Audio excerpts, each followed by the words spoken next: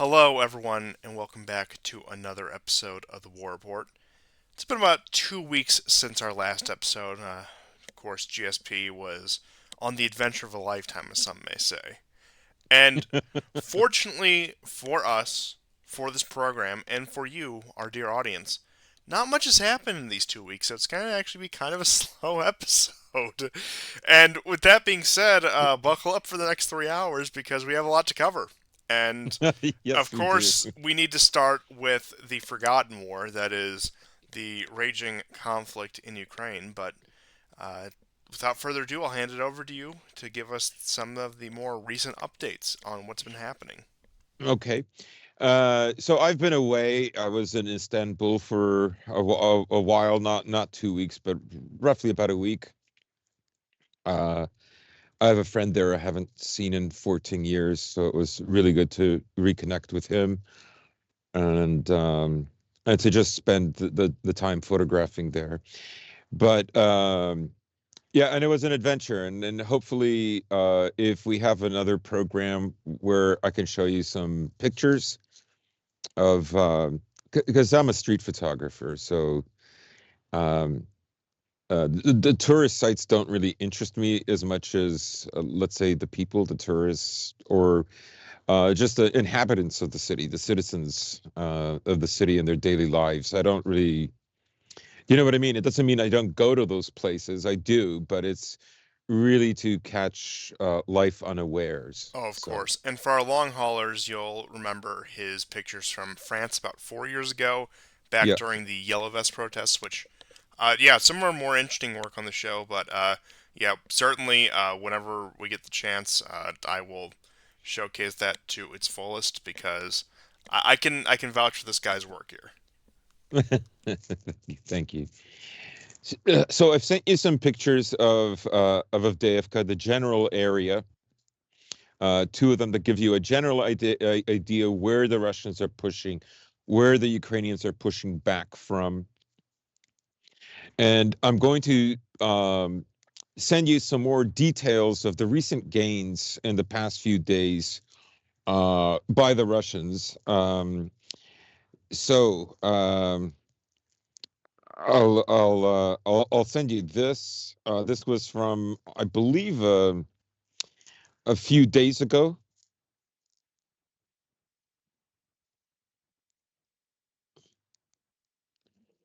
Okay, and then just today, this is in the south, and just today the Russians have increased their gains in what is an industrial sector in the south of Avdiivka. There are two industrial sectors. This is a smaller of the two in the south.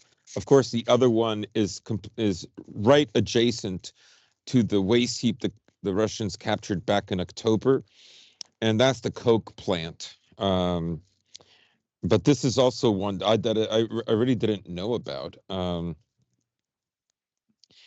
a close up of that area in the last 48 hours. Here it is. And I'll get you um, a map of the overall direction of the South. This is in the last 24. You can see that they have now, that one on the left at the bottom, that push is significant because they are now very close to the Hunter's Lodge or the Hunter's Hotel.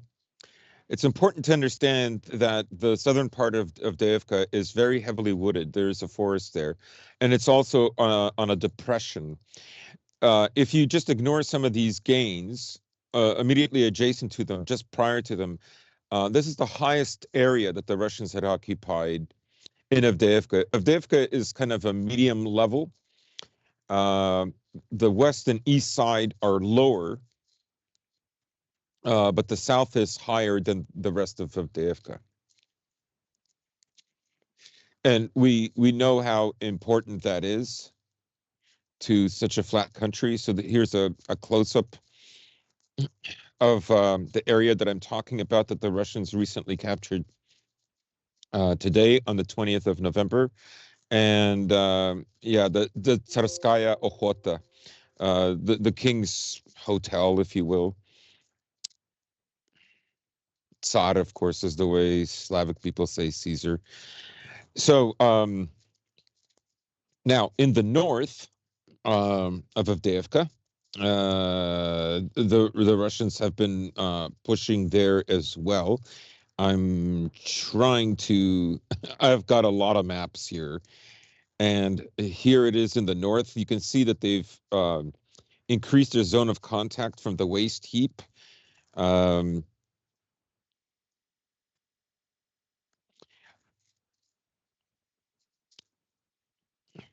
so the waste heap is immediately to the left, on the left side of the photo. You can see that they've captured it and they're expanding their zone of control. These are this area is filled with dakias. These are like small cottages essentially, and the push again to go to Stepove, north of that. This is an earlier map, so the Russians have gained more territory than this last map I'm showing you. Um, if you refer to the first map, you know that gets you a better idea of what they control. Here, in fact, is a more up to date map of the northern part. Now, it should be said that the Ukrainians today started pushing against the Russians in this front. That line that you see running north and south, where the two arrows are, you follow that line north and south. That's a railroad track, and the Russians were being hit with cluster munitions and Bradleys. So the Russians may have been pushed back. This is a very, very tough area, but they've essentially cleared behind them the minefield that we were talking about at the end of October and beginning of November. Um, it's a very, very tough slog. Um, Now, the other areas like Kupiansk, there hasn't been that much change. Kisolivka was an area where the Russians made some small minor gains today, but essentially the front line is the same there. From the last show, the Russians gained or regained some territory that they had lost in the forest area and I believe Sinkovka, which is just north of Kupiansk. Um, but maybe one of the interesting things that's happened is the Ukrainians have pushed into Gorlovka. This is what it was like a few days ago. I believe like maybe 3 days ago, and they captured a waste heap. And the Russians have not been able to dislodge the Ukrainians from this area. The Ukrainians have gone into this area in the first place, basically to here's another picture of where we are at now. They've been pushed back a little bit from the waste heap. It's in a gray zone now, but basically what the Ukrainians are doing by going toward Gorlovka, and Gorlovka is a big town. The Ukrainians are not going to take it, but the Russians can't risk a breach there either. They can't afford to let the Ukrainians um, create a significant beachhead there, if you will. And by doing so, they alleviated pressure from Bakhmut because in the north of Bakhmut, the Russians have been regaining territory. In fact, they've regained territory that is essentially like even going further than where they were, like in April and May. Uh, I'll, I'll, I'm sending that image to you right now. And to alleviate this pressure, basically the Ukrainians went toward Gorlovka. They've crossed the line from 2014, and that's what it is. So basically, most of the fighting that's happening in both Avdiivka and Bakhmut are DPR forces because they're the most familiar with the territory. Akhmat, a combined force of Akhmat and Wagner are in this area. So that's one of the reasons why they've gone there. But also the Russians have been pushing back against the Ukrainians in the Klishevka Andreevka area. They've regained Andreevka. That was, if you remember, in October, this village was completely devastated. It's worse than Marinka, which is in itself really bad. Um, it's leveled, and it was already a village that, like, I think had less than 400 people to begin with. Um, I'm trying to find where else there have been recent gains, but maybe yeah, this is a last one. The Russians, you can see in this map, are working to get the heights north of Klishevka. They're basically the most valuable. They had them and they lost them. They regained them and they lost them again. The Ukrainians were very determined to get to the railroads and pass them. This is a very hard area for the Russians to control. One, it's lower than the other areas. Two, um, it doesn't have the Ukrainians can reach whatever industrial area the Russians may be hiding some of their troops, their ammunition depots with their FPV drones. So both sides uh, have used FPV drones, and really this technology has changed very much the nature of warfare in the 21st century. And the other sort of big gain in the last day or two is in Novomihailovka. This is an area that is just south of um, Avdiivka. It's just slightly west of Donetsk city. It is an important area that the Russians want to capture. I think basically what their goal is going to be is Andreevka, Novomihailovka, and I think they believe that once they get these areas, Ugledar will become much more um, isolated. And Novomihailovka is just north of Ugledar. So that gives you an idea. The Russians have not been able to push the Ukrainians out of Krinky in Kherson, but the Ukrainians have also not been able to expand their zone of control. However, there is talk that they have 2 to 3 brigades. So that's, anywhere roughly from, now the brigade's a little smaller than 4,000. So that could be roughly from, 6 to 10,000, roughly speaking, Ukrainians. I have seen videos because I've mentioned all the other times that they've not been able to transport any heavy machinery. There is video footage of some MPVs. These are armored personnel carriers that are being brought over by boat. So again, this could be an action maybe to stop the Russians from creating a breakthrough somewhere else. In Robotino, the Ukrainians have managed to retake parts west of Robotino that the Russians had taken from them before it went away. Um, it's a few hundred meters. It's a forest line, and it looks like north of Verbove, uh, maybe the Ukrainians have made some progress in the last 2 weeks, but essentially static in Staromayorsk, which is right on the border between Zaporozhye and Donetsk Oblast. The Russians have made some small gains there that I noticed over the last few weeks. But really,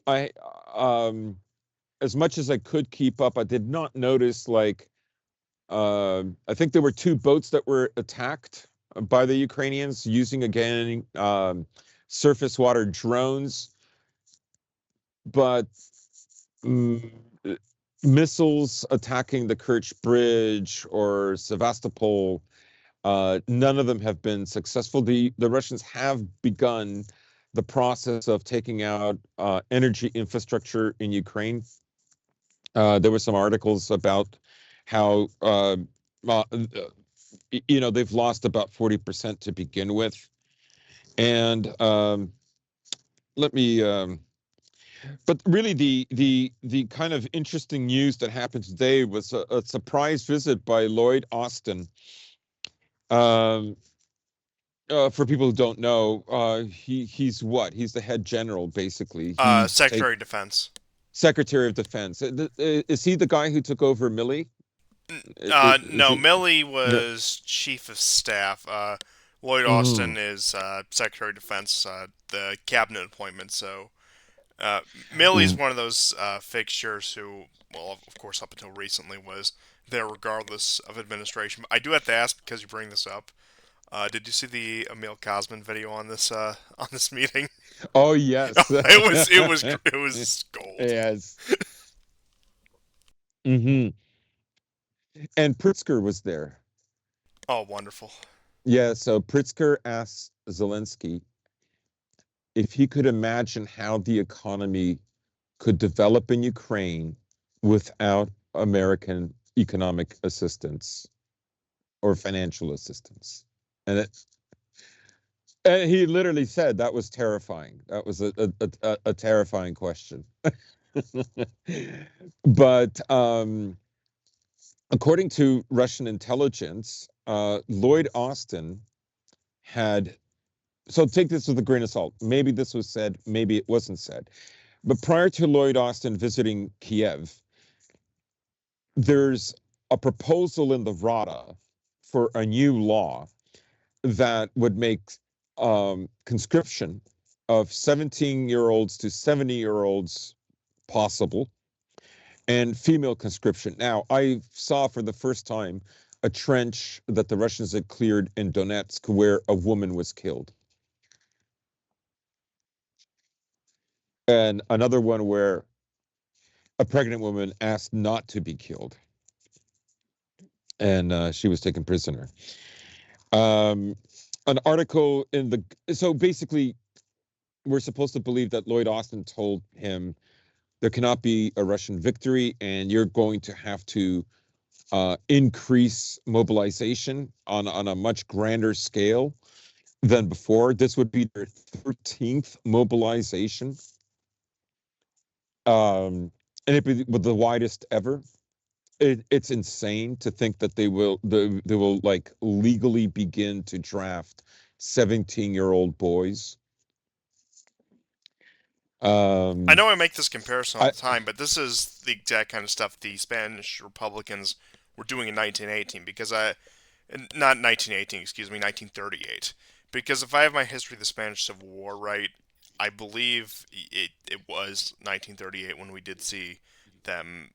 They actually did 16 to 65, but I think the same principle applies here, and I do think that in many ways, despite the fact this is a war between two um, separate states, at least, and I said this at the beginning of the war, I'm pretty sure you said something along these lines as well. In many ways, at least a lot of the dynamics, maybe not necessarily the actual combat, a lot of the dynamics around the war, to me at least, have mirrored the Spanish Civil War. Yeah, so I'll read you some excerpts from the Guardian article titled "Ukrainian Optimism Fades at the Start of Another Winter of War." There is a subtle yet unmistakable sense of gloom in Kiev at the moment, and not only because of the dark afternoons and plunging mercury of an Eastern European November. A number of internal and external factors have combined to create perhaps the most downbeat mood about prospects for a swift and decisive Ukrainian victory over Russia since the first weeks of the full-scale invasion. Quote, at the end of the year and beginning of this one, there was such euphoria. Now we see the other extreme, the down, and I guess we'll see some ups and downs for some time to come," said Bartosz Cichowski, who last month finished a 4-year posting as Poland's ambassador to Kiev. On Monday morning, the U.S. Secretary of Defense Lloyd Austin arrived in Kiev on an unannounced visit, partly aimed at reassuring Ukrainian leaders of Washington's continued support, renewed funds plans for Ukraine are proving hard to get through Congress amid Republican opposition. And there are fears that it will not only get harder as next year's election gets closer. Quote, "The choice is very simple. If we are ready to send another 300 or 500,000 lives of Ukrainian soldiers to capture Crimea and liberate Donbass, even if we get the right number of tanks and F-16s from the West, we can do this," Omelian said. "But I don't see the 500,000 more people ready to die, and I don't see the readiness of the West to send the type and quantity of weapons we would need." So that's a very interesting article, to say the least. Um,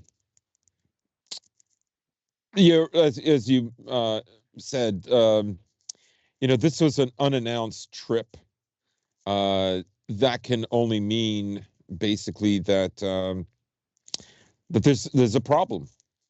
You um, I don't think it's just about the funding.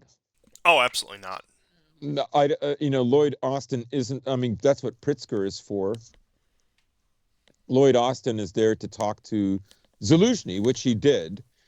And there was a push, of course, for Zelensky to have elections next year in March. So, that's only 4 months away.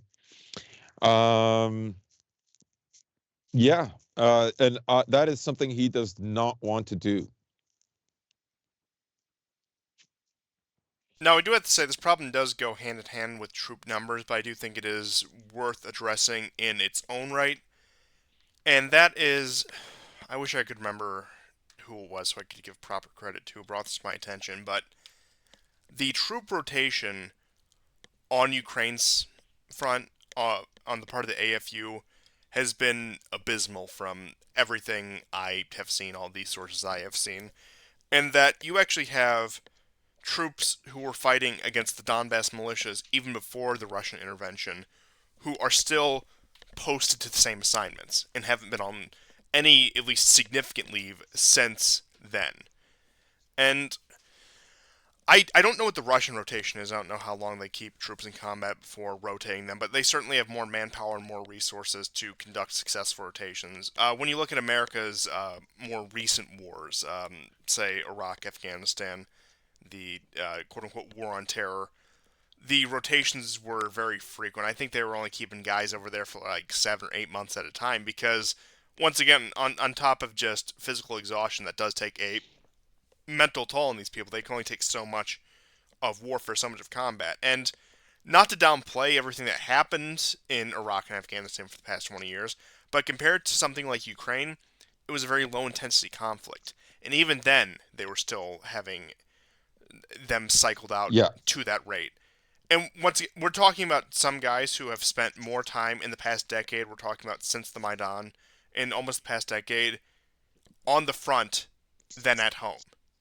And of course, these are the most hardened Ukrainian soldiers. These are the most skillful ones. And certainly, regardless of what you think of their cause, they have an extraordinary amount of mental and physical fortitude to still be doing this after 10 years almost.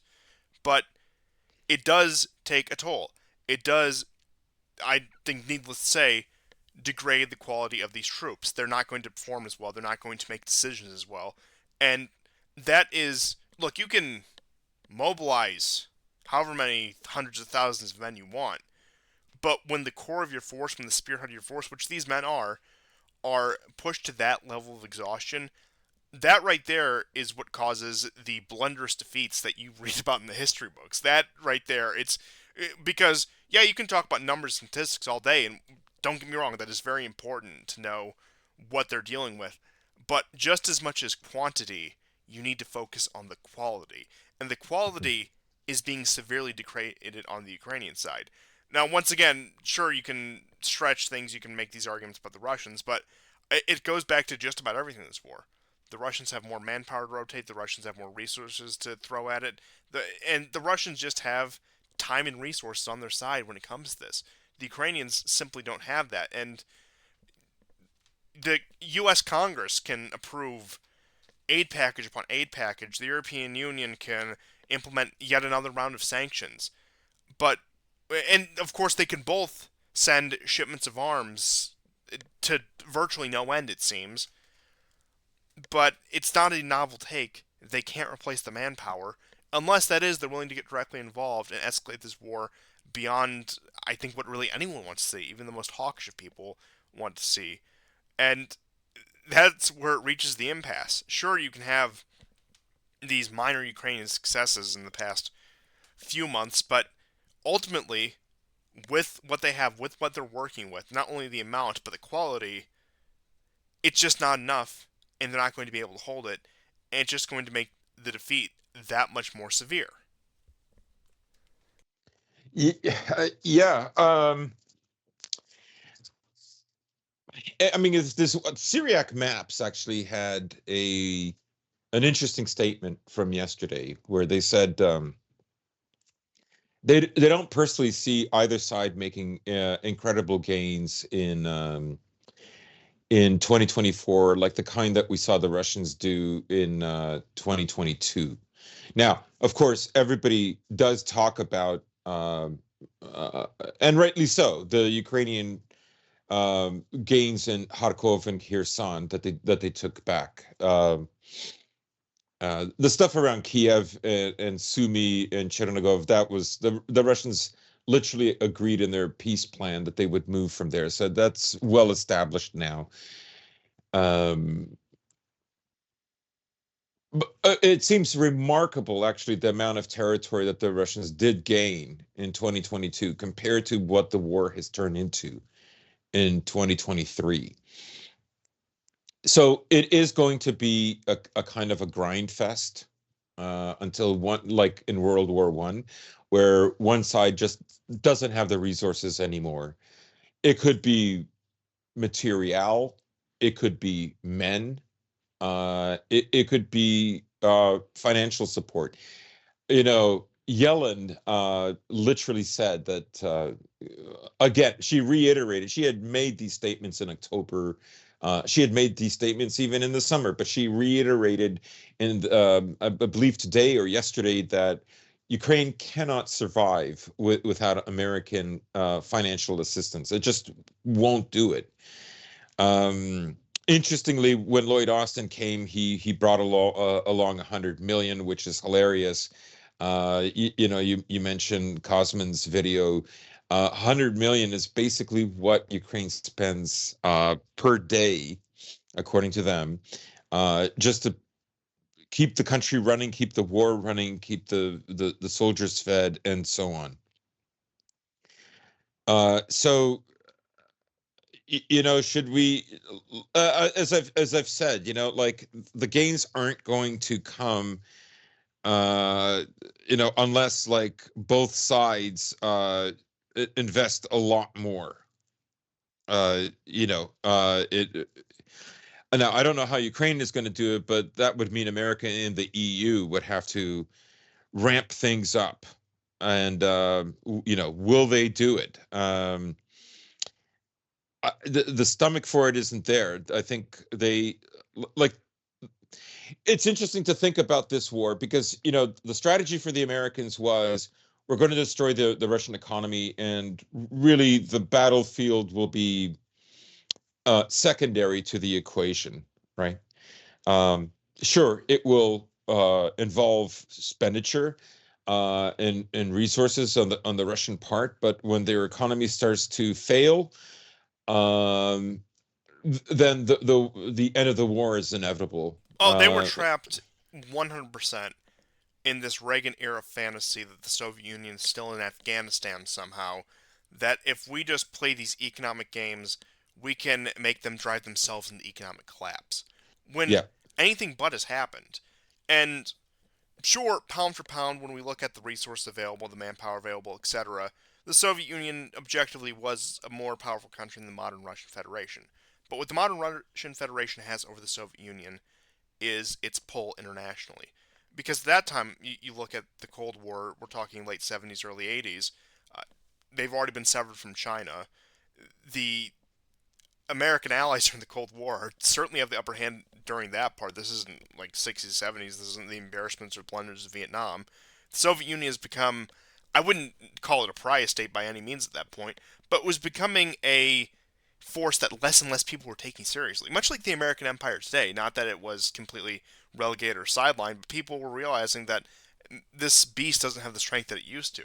But the Russian Federation, we're talking about post 1991, and especially post 2014, look, we have the BRICS countries. Not that they're wonderfully wealthy, productive countries, but they are significant countries economically and politically in their own right. You have their trade deals across Africa and Asia. Once again, not the biggest markets in the world, but when these things start to add up, you have a sustainable economy that outpaces European growth, that outpaces American growth. And they were stuck in this fantasy that Russia is diplomatically isolated, that somehow we have the Chinese on our side. And look, we'll talk a little bit about Yeah. the Biden Xi Jinping meeting because that not much came out of it, but there's a few things that do warrant Mm. discussion about that. But and why I think it happened, etc. But I won't get too lost in the weeds on that. But no, Russia and China are closer than ever. Uh, Russia and India are closer than ever. And Russia and the Arab states, which once again, if we're making Yeah. the Cold War analogy, were more or less on the side of the Americans. Saudi Arabia siding with the Soviet Union would not have happened in a million years. Now you have Saudi Arabia and Russia agreeing to cut oil production on what it seems like a quarterly basis at this point. I don't know if that's technically accurate, but I think you all get the point here. Yeah. And And Saudi Arabia will become a BRICS member. oh yeah, yeah, and that's on top of the reconciliation with Iran Yep. and really the solidification of the other of pretty much every power bloc in the Middle East in condemning Israel. Now, some much more strongly than others, and some will try to keep both channels open. I'm not saying that Saudi Arabia is completely flipped; that they seem to be in a position much like Turkey would have been, say, 5 or 6 years ago, where they're very much courting both sides in all of this. And not that Turkey still isn't, but I think they found themselves much more solidly on one side just because of the circumstances of it all. But point being is, we have a much more, I don't know if influential is the right word, but a much more well-connected Russia than we did with the Soviet Union. And it was almost a copy-paste attempt of this. In fact, what they Yeah. ended up doing, I know I've hammered this point home a million times, is they tanked Europe's economy. Now, I would argue, at least in part, that was intentional. That, of course, they wanted Europe more dependent on the United States. Yeah. But you also bring up ramping up production of this war in order for it to continue on both sides. And while yes, there's internal problems with Russia, especially when it comes to industry and economy, and those flaws may show more as more pressure is put on. But for the time being, uh, it's been a serviceable system. It's functioned as it's Yeah. I mean, supposed to. their economy is growing at a faster rate than It, Germany's. it, It overtook Germany's economy. exactly, and I think actually when you aggregate the European Union, it's outpaced the entire Union itself. Uh, but getting back to my point, just as important as production is logistics when it comes to wars. And just because of the circumstance of this war, Russia has a major edge logistically. They have all their production on the home front. They're fighting a war that is with a bordering country. And we look at the West, we look at the Ukrainian war effort and their sponsors. You can't build industry in Ukraine. That's just going to get blown up by Russia before you can even get off the ground. Are you going to have it in America, which is probably the last industrially capable country in this Western sphere? Well, that's going to take a massive amount of reindustrialization on the American part, not to mention the time and effort and money it would take to get the resources across the Atlantic. Are you going to try to reindustrialize some of these places that you've spent the past 30 years in Eastern Europe deindustrializing, like the Czech Republic, Poland, these areas that you have actually leaned on them to put very harsh anti-industrial laws to the point where you turn their economies into vast of the European Union? Are you going to try to undo 30 years of that? Are you going to try to kickstart the Western European industry? I mean, look at, once again, France and Germany. Look at the pitiful state of their economies, especially their industrial economies, just in the past 18 months. What is the plan here? Especially when it comes to logistics, while of course they might have the money and resource throughout it, in terms of actually getting the money and resources in an effective way to Ukraine, to the war effort, I think that's where it falls apart. Yeah. There's a small article by the former Conservative Party, um, not leader, what was he? For deputy chairman of the Conservative Party of Great Britain, Michael Ashcroft, had an article in the Telegraph titled "To Defeat Russia Once and for All." I mean, this is basically the total war idea of the British from World War One. You know, to defeat Germany once and for all, right? And then the tragedy that was World War II, and how Britain basically helped foment that. Uh, Not least of which was by forcing Germany to comply to um, you know to regulations as a defeated foe in a way that no other European power had ever done to another power. Um, I mean, that's another discussion. But before I get to Ashcroft's article that I'll read from, I will say this. Um, the only thing I worry about, because right now there's a kind of a crunch, right? There's a desperation, and Ashcroft's article will kind of highlight it. Because the stresses on this war are growing, especially for the West. But to pull back a little bit and look at how this war started, um, let's try to understand how I personally think that Putin did not do this very well. That is, he did not. His conservatism and maybe his belief in his conservatism, and I mean conservatism as in a man of action, or the lack thereof. Like, I think Syria is a more successful example than Ukraine is. Uh, Georgia, although you could say it was Medvedev who handled Georgia, is also more successful. But he goes into Ukraine basically with the presumption that, with just 180,000 troops all told, he's going to make Ukraine afraid. A country that has prepared for this war for 8 years, dug in trenches and so on. And although the Ukrainians, I do believe, were kind of to some degree caught off guard, and that made all that territory that Russia gained possible. The fact of the matter is, um, he went in there with the presumption that there would be a speedy end. And what that would have done is it would have kicked the can down the road. So much so that there would probably have been another war. Now, I know we've discussed this back even in 2022, but it's important to reiterate it now that what seems to be a crunch time has arrived. And that is, um, he was willing to kick the can down the road, or he presumed that Ukraine would go along with this idea, right? Um, that's not reading the situation correctly. And again, it might be faith that by being conservative and by being, I don't know, amenable to the situation on Ukraine's part, that he would kind of succeed anyways, right? But what that would have done is a Minsk 3. And after Minsk 1 and Minsk 2 proved that the West and Ukraine were never interested in upholding, right? In a way, like all the changes that have happened, the increase in industry, the growth of the economy, all the benefits that have happened from this war for Russia would not have happened, right? Um, and that parsing out between friend and enemy in Russia would also probably not have been the kind of complete work that has been because of the war. And the only thing I worry about is um, if Putin understands this yet or not, right? Because I do believe he's genuinely surprised that the Russian economy has done so well.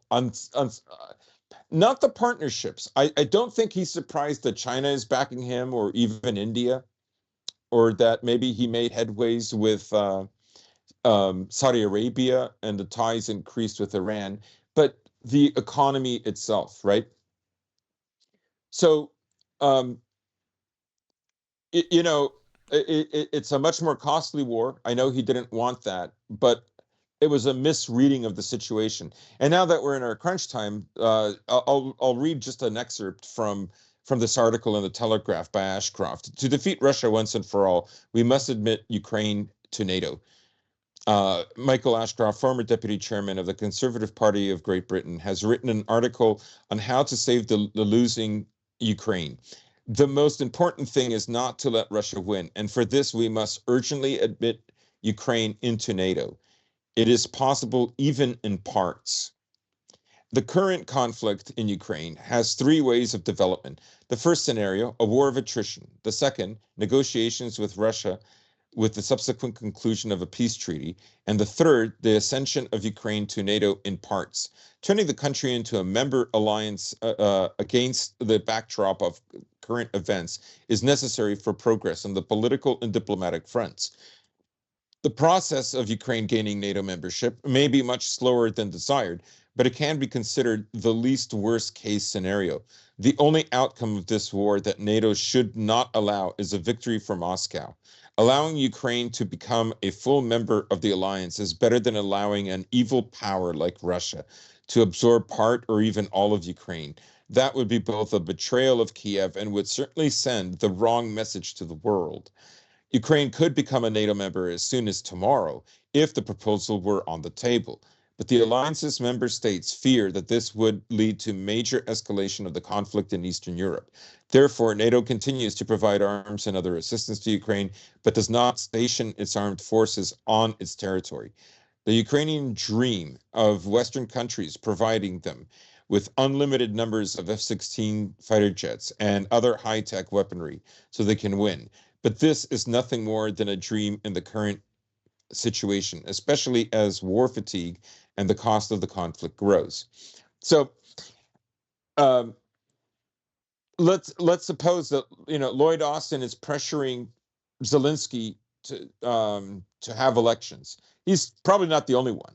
Pritzker probably did the same thing, and there are probably phone conversations with Blinken, especially Blinken, to do so, right? Because they would have Zaluzhny. Now, remember that, I guess while I was gone, Zaluzhny's second in command, directly beneath him in the chain of command, had a birthday party, and a box of grenades. Well, one of them was a live grenade, the other ones were not, were given to him. And the story goes that the son pulled one of them, uh, which was not a fake, and it killed him and his father. That to me sounds clearly like a message to Zaluzhny, right? And Zelensky has brought up again the possibility of locking up Zaluzhny. And then we have this article about they finally caught the guy responsible for destruction of the Nord Stream pipelines, right? Remember, three of the four were damaged or destroyed. In any case, right, this man is saying he had nothing to do with it, but importantly, he's a military man, an officer underneath Zaluzhny, right? So that would indicate that part of the American elite is also divided between keeping Zelensky in and not, or getting Zaluzhny in and getting Zelensky out. So maybe America hasn't made up its mind. Maybe Britain uh, wants Zelensky to remain in power. I don't know, but it's not the U.S. and the West has not fully resolved this issue yet. But I would say if Lloyd Austin has told Zelensky to have elections, then that side is winning. And if that side is winning, then we're looking at negotiations in 2024. Well, I think something that part of this discussion that is worth bringing up, and especially since Ashcroft, I guess we can call him, wrote this article, is that David Cameron is back in the mix now. He is the Yes. foreign secretary under Sunak. It took me a minute to remember his name, but I mean that's an interesting development. I mean, Cameron hasn't been in power since I believe 2015 is when he stepped down. It was around the time of no, it would have been 2016 around the time Brexit when that failed because he and yeah, then it was Theresa May, et cetera, et cetera. But seeing him back in the mix is interesting, and frankly, I wouldn't be shocked given the British conduct in this war, given the fact that the British have been fighting a naval proxy war with the Russians in the Black Sea on behalf of the Ukrainians. It's wouldn't be shocking in the slightest if they are the ones pushing this, and as we've discussed on previous episodes, when it comes to these sort of conflicts, the British have quite a bit of stake in them to keep themselves relevant in the structure of the American Empire, because otherwise they would be in decline, they would be fading into the background. But if they can be the spearhead, if they can take up these operations, then that is great for them when it comes to global relevance, when it comes to power projection, because although they may have been eclipsed by the Americans, they still serve a crucial role. A role that they really haven't served since the end of the Cold War. And a role that I believe, the British elite are genuinely terrified of losing. And Hmm. I mean, and this isn't just conservative versus labor. This is the entirety of the British elite. I don't think that they are ready to part with Britain being an empire because you look at the age of most of them. I guess what we would roughly be considered boomers. These are people who grew up in the last days of the empire, but still grew up definitely with the mythology of it. The fact that Britain is this great world spanning power. And over the course of their lives, they've seen nothing but decline. Now, sure, they've had their highlights here and there, but it's been a source of steady decline. So I think actually this current crop of elites, this generation of elites, and we'll see how the younger generation, as the years pass, approach this problem, but they are desperate to hold on to the empire that their fathers and grandfathers told them stories of, even if they don't realize it, I think. And even if they Hmm. want to twist it into some sort of humanitarian liberal project that we're fighting for the right values, or because we put an Indian in power, it makes it diverse and it's okay now, and it's definitely different from what we used to. I mean, it is different from what they used to do, but once again, these things that they do to pat themselves on the back, not to feel too bad for embracing their past too much. And like I said, it could just be that could just be one reason. There's a variety of reasons it could be, but yeah, I would agree with you since you had brought up the British that they are very interested in keeping this conflict going, whereas Washington is looking at this. You have Biden in power coming up on an election next year, looking at the situation in the Middle East in particular, but not only the Middle East, but East Asia, hence his meeting with Xi Jinping, and just globally, and realizing that we tried in Ukraine, unfortunately it failed,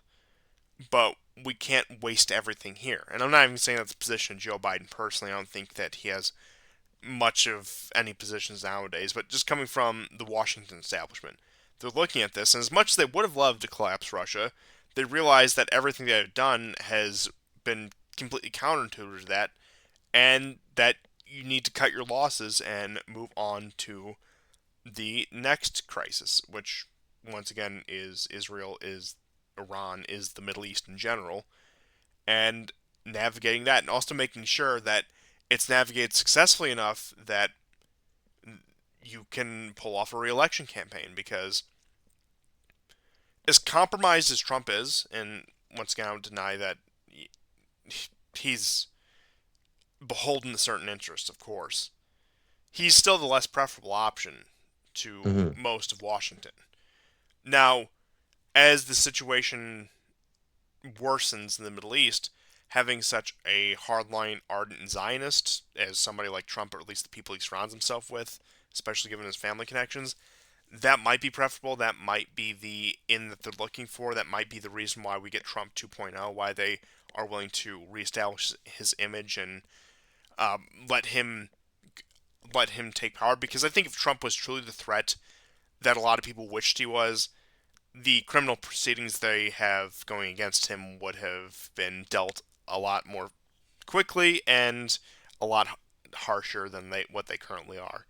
Uh, for now, he's just a thorn in the side. Which, I mean, look, take what you can get. Don't get me wrong, but the ardently Zionist faction, the faction that is Israel first and above all else, yeah, they're willing to accept somebody like Trump if that means diverting focus from, say, the Ukrainian conflict to uh, the Middle East. And speaking of the Middle East and Ukraine, where they did intersect, did you see Zelensky's meeting with the rabbis of Ukraine, where they blew that little trumpet thing that they have, and they were doing all the ceremonies, and people were saying that they're performing the Kabbalistic ritual to remove Zelensky from power. Which, who knows? That could be the case. It could be the ushering in of the next Israel, where they all settle in a post-war Ukraine.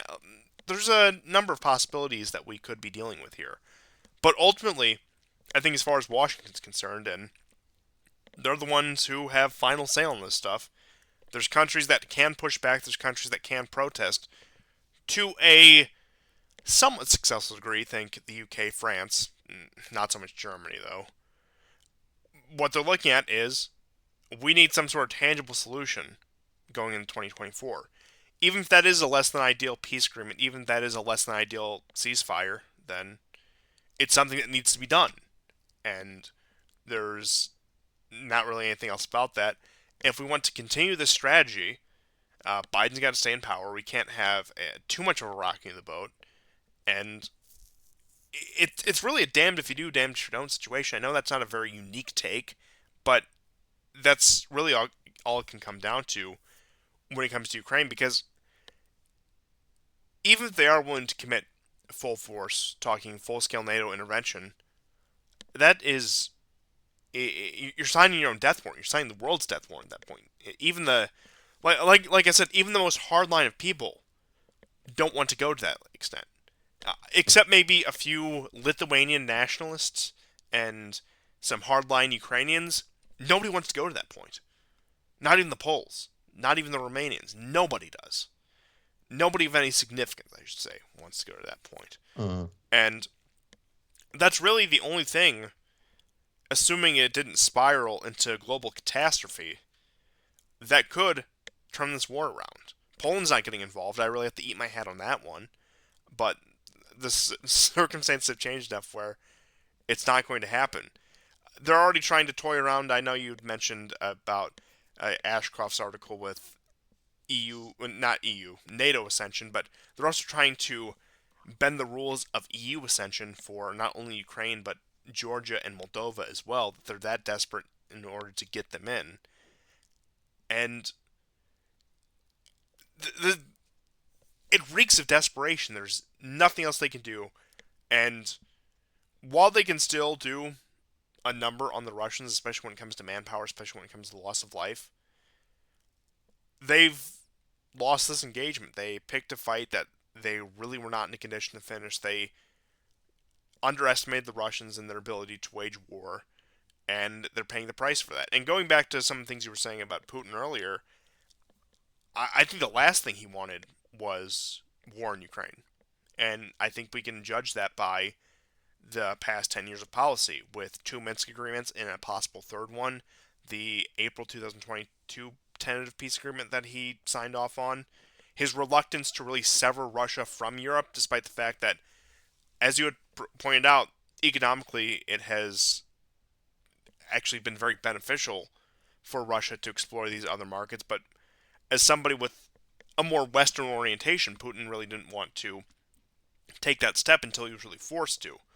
So, in many ways, I do think that the Kremlin, Putin, his people, do find this war regrettable, but really had no other viable choice, or else, if not them, somebody who was going to do this was going to take power, not even necessarily by force, but in order to maintain legitimacy in the eyes of the Russian public, and arguably to their position on the world, some sort of action in Ukraine had to be taken.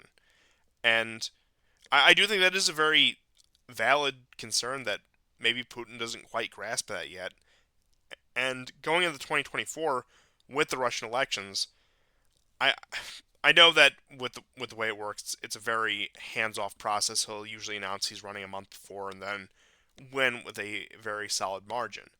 But there's been speculation of Putin's retirement for years now. I believe that he just turned 70 or 71. I could be wrong about Who? that. Biden?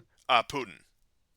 Yes, yes, that's Yeah, right. yeah. Biden's like pushing 80. I think he'll He's be. 81. I think his birthday was a day or two ago. Oh wow. But yeah, point stands. Yeah, Putin's getting up there in years, and I think ideally he would have wanted to retire by now and hoped to have had a more stable succession. But then, of course, this crisis happened. People are floating Medvedev, who's been speculated for years. There's a few other people in the wings. Maybe it's some relative unknown that, and Putin has kept it that way because he doesn't want them to have too much high profile, just in case anything were to happen, etc., etc.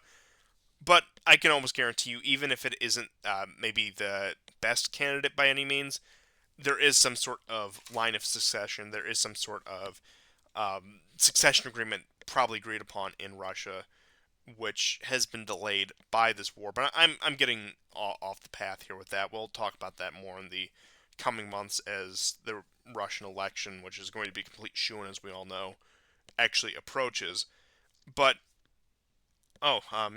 you have Yeah, I just sent you you. gave me an interesting graphic that I do want to share, just Yeah, showing Ukraine's funding that I think will tie this all together nicely. So let me just go ahead and pull that up. And I don't know if you have any additional thoughts you'd like to add to any of the ramblings I had just gone on.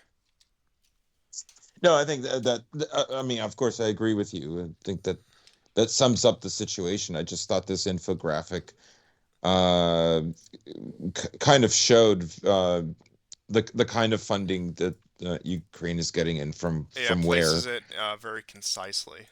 it does. See, the thing is as you were saying about the upcoming election next year, um, you know, Biden cannot have a bad year, right?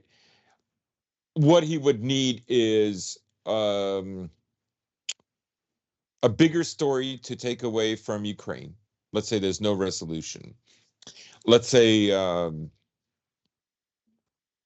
there's not there isn't even an election in Ukraine next year, or the election happens, but Zelensky is, he's not going to work towards a resolution until after the election, so that would be another year away, right? Um, so he would need a bigger story, and of course, Trump running for president of the U.S. would be that story. It will be, Ukraine can be forgotten very quickly. And in many ways, Hamas has helped put away the Ukrainian conflict to some degree, the way that Russia put away COVID. So that is ideally what I think Biden would want, is a resolution uh, in more importantly in Gaza, Israel, than in Ukraine, because that one might have more possibility. And I And it think would that have to that one also demonstrate has. leadership. It would have to demonstrate leadership because, frankly, right now, America does not look like it has any leadership at all. It cannot rein in Israel. And Biden's ratings are very low. They're like 39 or 40%. Honestly, I thought they would be even lower, like that of Trudeau, for instance. It's in the high 20s, or Macron. Um, but it's around 40. The thing is, Democrats, about 70% of Democrats approve of him. Now, that is, I mean, in their heart of hearts, amongst themselves, they will not approve of him. Uh, the reason they approve of him in the polls is because they don't want the alternative. So this is a friend enemy distinction position, is to approve of him. Is to circle the wagon, stay united, don't budge. and don't demoralize. Um, but for Republicans, independent, and people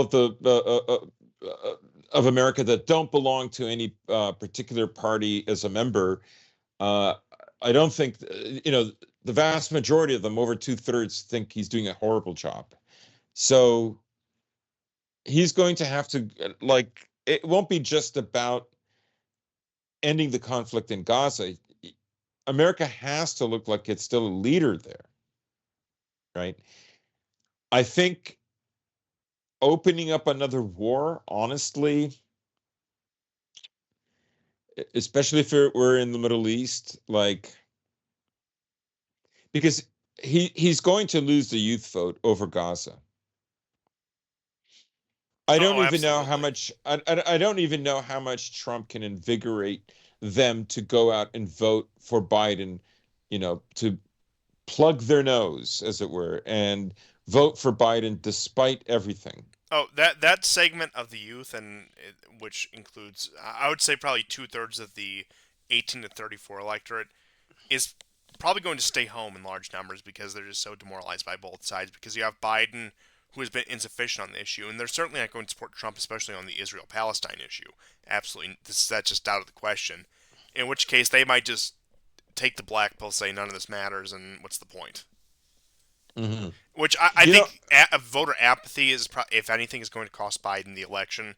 Not even that Trump is going to win over large swaths of people, but people who have been spurned by Biden, especially these people who were a lot more adamant. These very anti-Trump people thought once we get the adults back in the room, things will be all right. Blah blah blah blah. A lot of those people, I think, are going to be very apathetic for the next few election cycles. Just talking American electoral politics. right. One of the things I forgot to mention, it's still kind of tangential to what we're talking about, um, is that Burns, the CIA director, William Burns, on the 17th was in Kiev, and Yermak, part of Zelensky's admin, visited Washington. So obviously there's something afoot here, right? Like, first you have William Burns, then you have Lloyd Austin, you have Pritzker.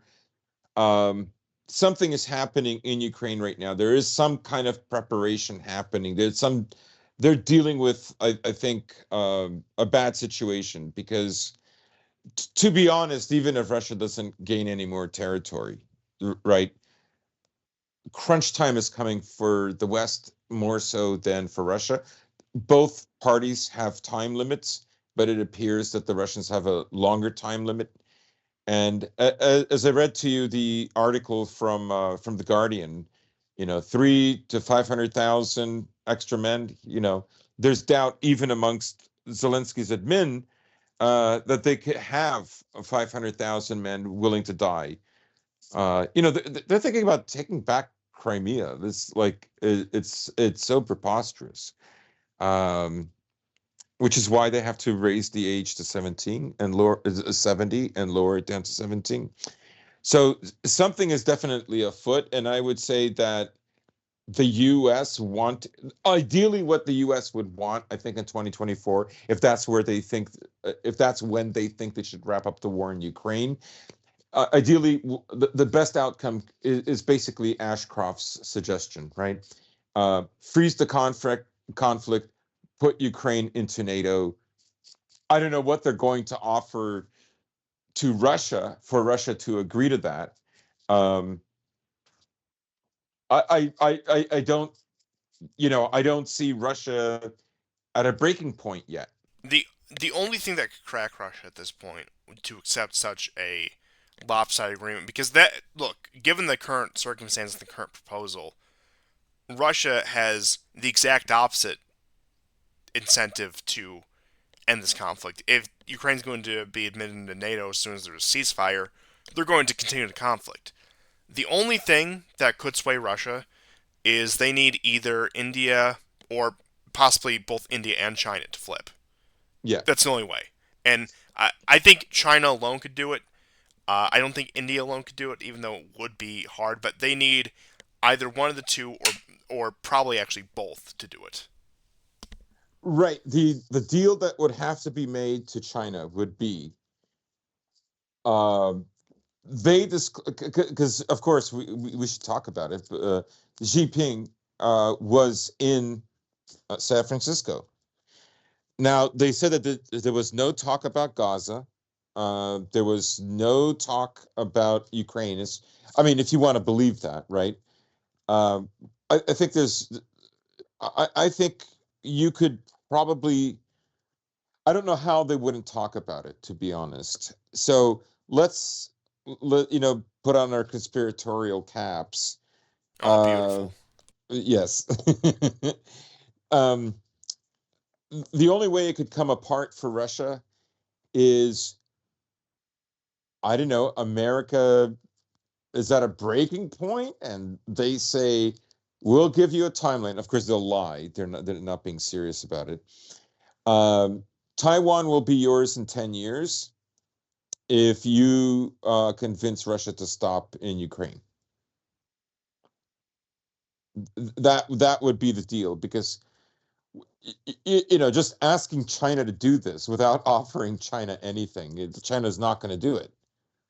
Oh, of course not. Especially with how much of an energy importer they are.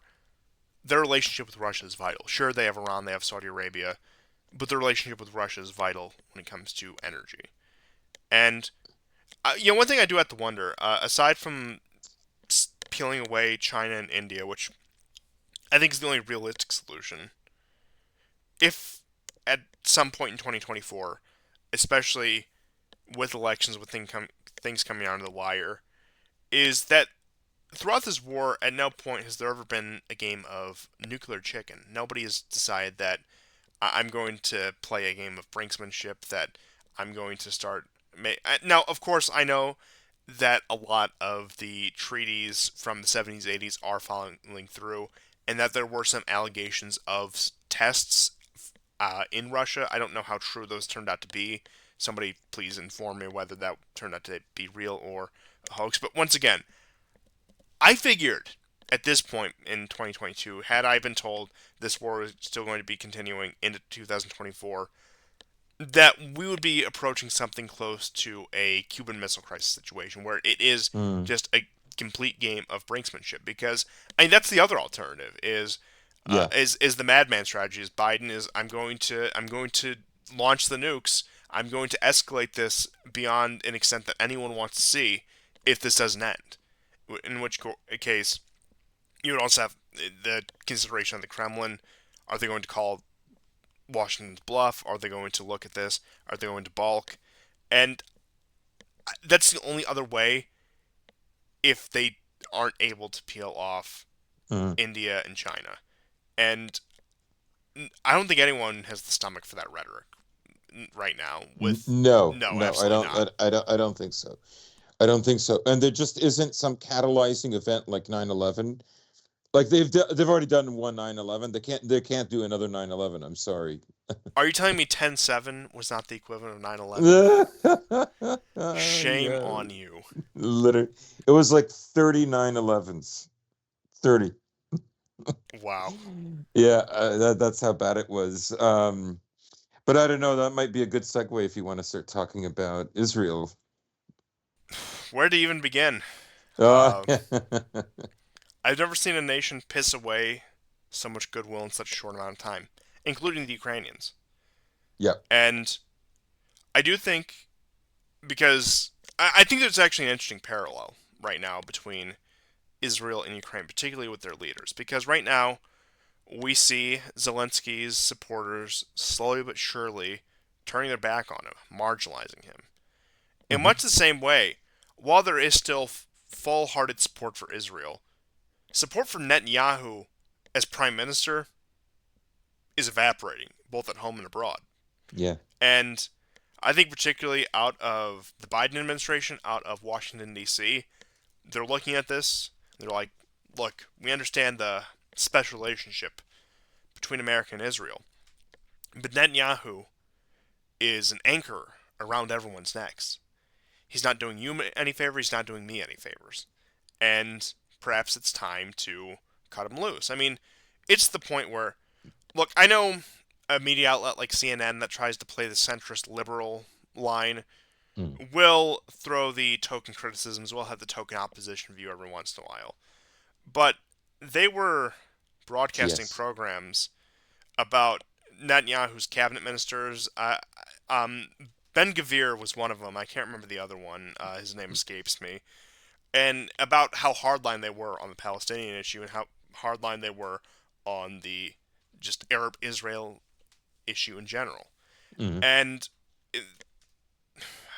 one of the CNN talking heads, it's not really relevant, was showing an interview from Netanyahu towards the beginning of the year, back when he was embattled with the legal and judicial scandals, and he was pressing him about his ministers. And I think even before 10/7, patience was running out with Netanyahu, but certainly after this, and with how he has managed this, patience has completely run out. And beyond any external issues, I do believe that the main crux of what's happening in Israel right now is, once this crisis is solved, whether it's a return to the status quo, whether it is an expulsion from Gaza, they get Egypt to capitulate. I know Germany said that they're willing to resettle Gaza Mm. refugees. So I wonder if they'll get them to take the pledge to Israel that now is required for German citizenship. That's going to be a conundrum if there ever was one. Probably not, and they'll probably get in there anyway, as we all know. Also, just to backtrack a little, Schlaz said that it's time to start "quote unquote" talking to Putin again. So I figured that's worth mentioning, Yeah. just in passing. Um, but yeah, getting back to the point here. Assuming there's some sort of resolution, whether that is on the more extreme end or a return to the status quo, the minute this crisis is over, Netanyahu's political career is over, and Yeah. he has two options at that point: either rot in prison for the rest of his life, or go live in the diaspora in the U.S. and run some Florida. think tank or NGO. Like, yeah, be DeSantis' right hand man.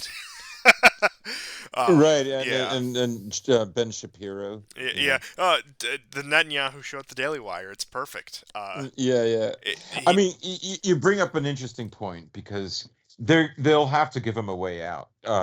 He will, uh, bite on this position that he has. Of course, he's, you know, uh, a very strong politician. He's very shrewd.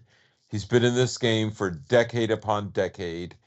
Um, and he's a hardliner. He's always been a hardliner. Right after um, the 1973 war, the Yom Kippur War. He said there'll be another conflict, and at that time we're going to kick all the Arabs out everywhere.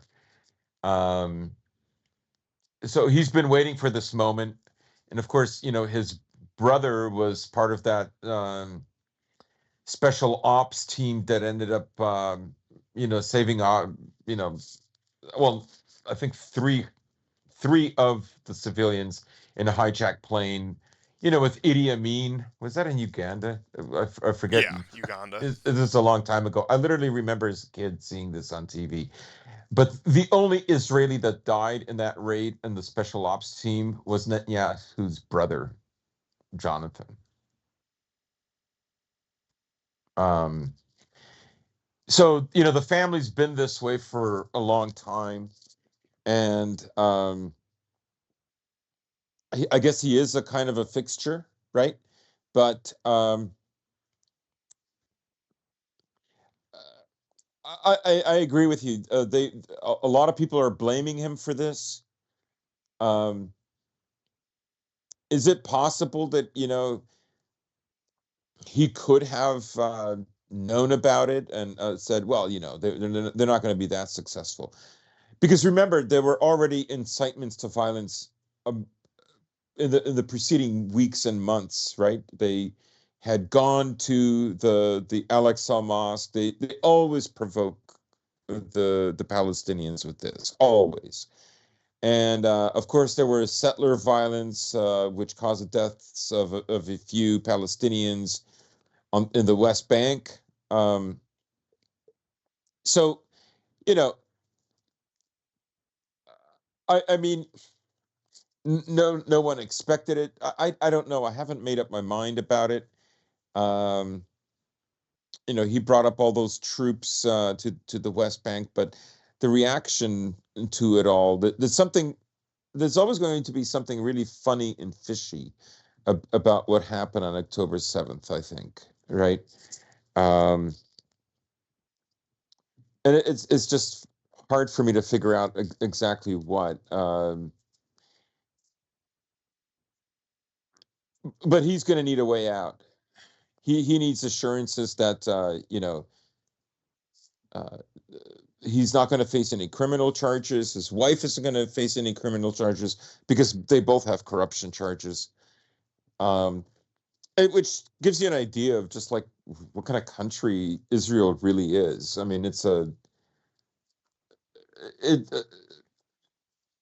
I mean, it's a pariah state, Oh, and absolutely. it literally cannot survive with the American taxpayer dollars. I don't know whether you like it or not. You have to admit that. It's going to sound really stupid, and I'm going to stand by what I say. In many ways, Israel is just a much wealthier Moldova. Down to the border disputes, down to the Yeah, political dysfunction and corruption. Like it parallel. If it were not for, of course, the crop of elites in the United States who have this undying loyalty and connection to Israel, and the billions upon billions of tax dollars pumped into it, Israel would be on the same level as a lot of these post-Soviet states. yeah, absolutely. And functionally, the way its politics are conducted, it is. And you look at it, you look at its inability to form a coalition, and even its desire for such a, one may say, strongman leader. And it's not going just to a moment about Israel's presentation of itself to the world and its propaganda campaign since 1948. I would say from 67 onwards, at least. Hmm. It has been the only democracy in the Middle East. It has been this bastion Yeah. of liberal modernity that it stands apart from its neighbors. It is a shining beacon of the Enlightenment in a sea of Oh barbarism and yeah. despotism. All of that, all of that. Especially, it hits crescendo right after 9/11 as sentiments against Islam and the Islamic world were at an all-time high. Israel took on that, and of course, they took full advantage of that with their propaganda campaigns. But as things have continued, as we rolled into the Arab Spring, which we now have definitive proof that Israel played a very large part in fomenting these Islamic revolutions in places like Egypt and Syria, as well as many other countries. The image starts to fall apart as they skew further to the right, as somebody like Netanyahu takes more power, as you have the more hardline Zionist, and the much more overtly religious overtones to Israel, that facade fades away. Now, say what you will about him, Scott Ritter.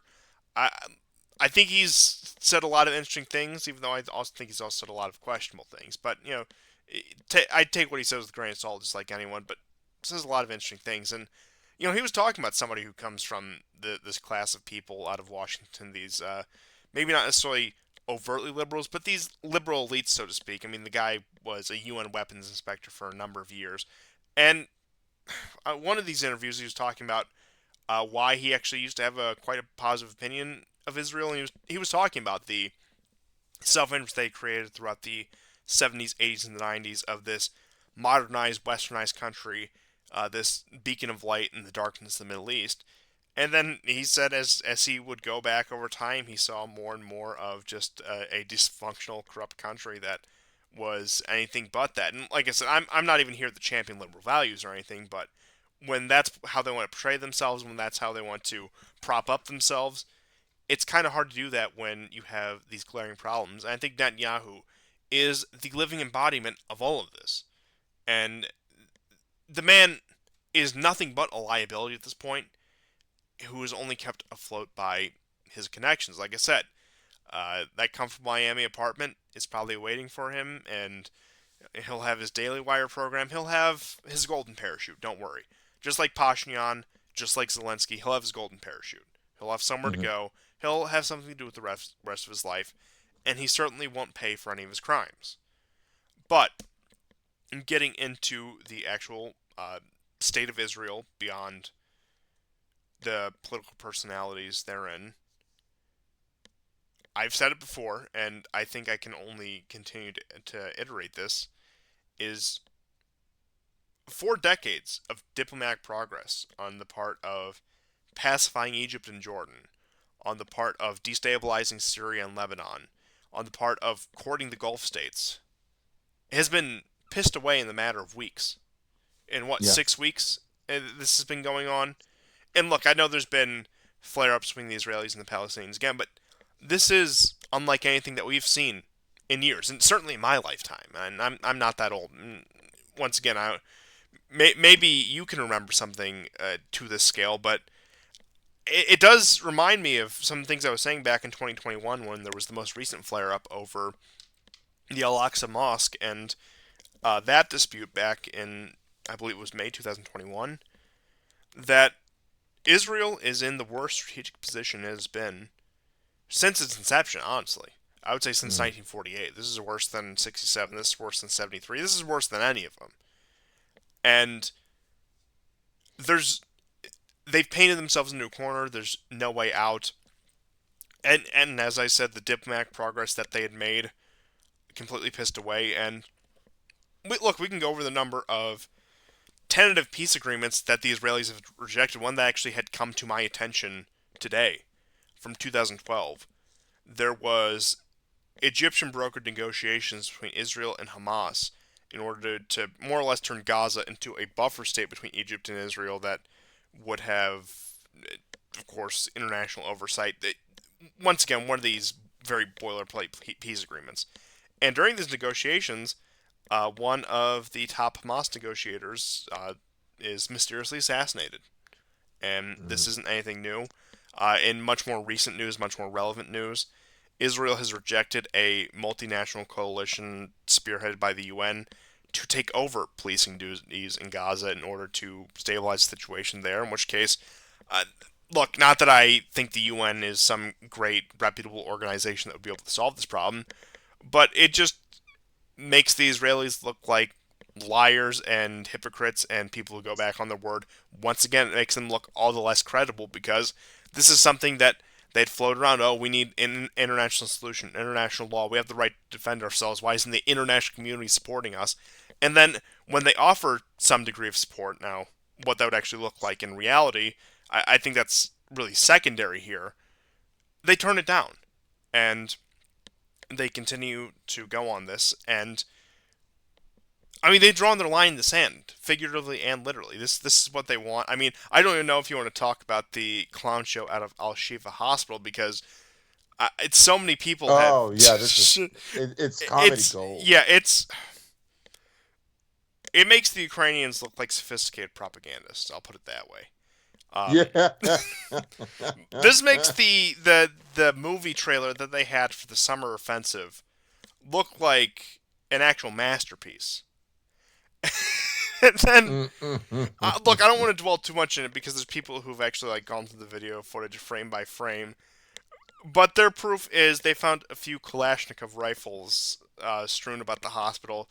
They had some documents. They had a laptop that they later had to edit out because it was clearly the laptop of one of the IDF personnel in there. And Yes.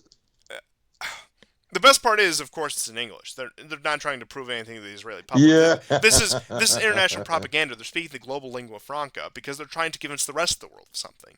They go into this terrorist base of operations that's hospital, and they find some MRI machines. They find some rifles, and then they very conveniently lay everything out. There's hardly anything. Like there's been drug busts in the U.S. that have more impressive arsenals than whatever this had, and it's laughable. Nobody takes it seriously anymore. The only people taking this seriously are boomers who are already sold on the Zionism question. They're not convincing anyone. and even people who they may have had the marginal support of saying like, "Oh, what Hamas did was terrible, and Israel should defend itself." And of course, we don't like Islamic terrorism, and Israel, is a good Western country. Once again, they're burning any goodwill they have with that camp of people, the more moderates on this issue, to the point where even a majority of self-identified Republicans in the U.S. say it's time for a ceasefire.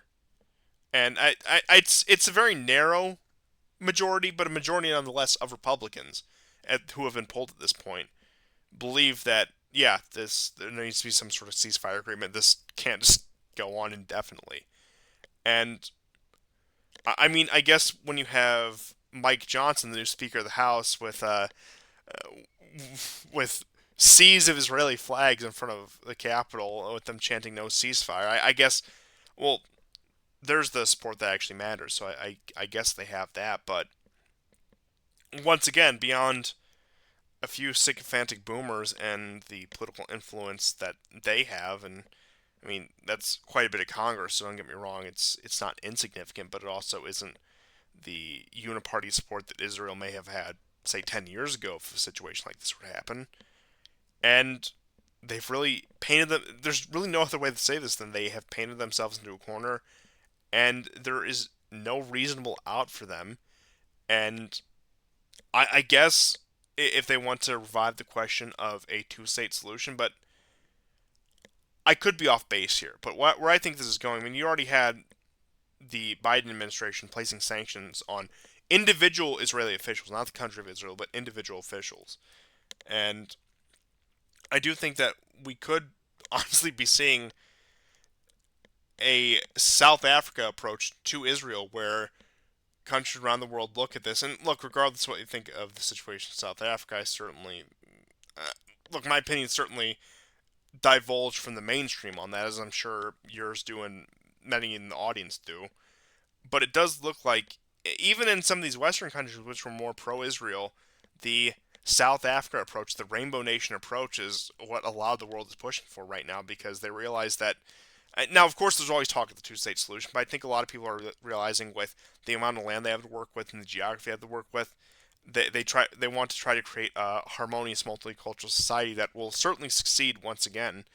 Uh, And uh, I think that honestly is the push that they're probably going to do going forward is the multicultural one state solution, which the Israelis will never allow. They will expel every single Arab from the territory before that ever happens, and unless there's some sort of concerted international effort. Now, mind you, when you had the situation in South Africa, you had the United States and the Soviet Union on the same page in that, so that they were able to put the proper political pressure to overturn that regime down there.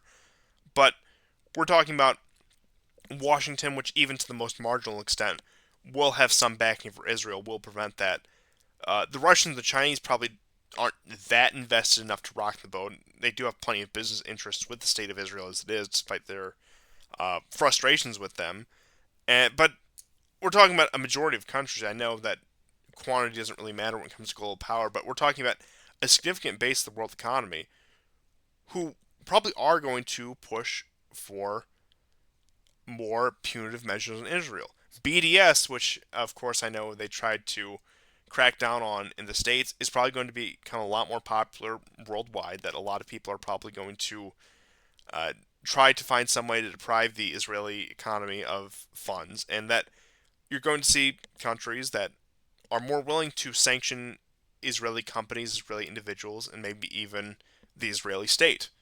And they've spurned away, they've pissed away whatever support they had, whatever tangential support they had, because if Netanyahu wasn't so desperate to get a hard and fast win to be such a hardliner because of his position, Israel could have played their hand very well with this. They could have completely delegitimized the Palestinian cause. Now, once again, whether or not, regardless of your personal opinion on this, they could have spun this very well. They could have ran with this, but they didn't. They chose the yeah, heavy-handed response, and they're paying the price for their because they're impatience. arrogant. Yeah, their There's arrogance just and their no impatience. there's no other way to phrase it. They're so arrogant. Like, two things in their media. Okay, Haaretz, Channel 13. So two things. I'm sorry to cut you off. I'll be very No, no, quick. I'm eager to hear this. So the amount of Israelis that were killed on October 7th and the subsequent days, let's be honest, the Hamas was firing missiles into Ascalon and Tel Aviv and Sidot and for quite a few days after October 7th. But let's say from that week, okay, before they got everybody evacuated and so on. And of course, they couldn't evacuate everybody in Tel Aviv, but their old figure for the amount of dead was 1,400. Well, that's been brought down to 1,200. And the 200, which are the burnt bodies, turned out to be uh, Palestinians, possibly Hamas fighters.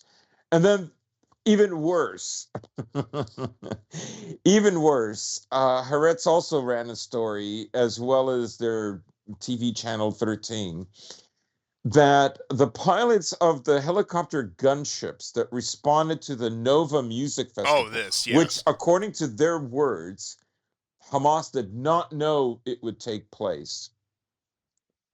Uh, of course, it was what is it, Re'im or something? It was a town right next to, like less than 7, 8 kilometers from the border with Gaza. Um, the pilots admitted that they probably killed many of the music enjoyers that were there at the festival, right? Now, the number was like 229, 254. Then it said the number go up to 350 something. And in this article by Haaretz, it was like 350 something. This is interesting because eyewitness accounts, survivors from both there and other towns during the Hamas attack, right, regularly said in various kibbutzes where they were hiding that tanks fired on them, helicopters fired on them. I mean, what at least? I mean, they have lost contact. In another article from the Jerusalem Post, they have lost contact with the hostage takers. Even before this, even before the end of October, several of the hostage takers were already killed in the bombing campaign. So Israel's not interested in actually saving these hostages. Not really. Oh no, it's They been use Israeli them as policy for bargaining years. chips. To Hmm? It's been Israeli policy for years that if they can't extract hostages within a very narrow frame of time, that they're as good as dead. So they just Right. act as if that's the case. Yes, and they called what is this? The Hannibal doctrine.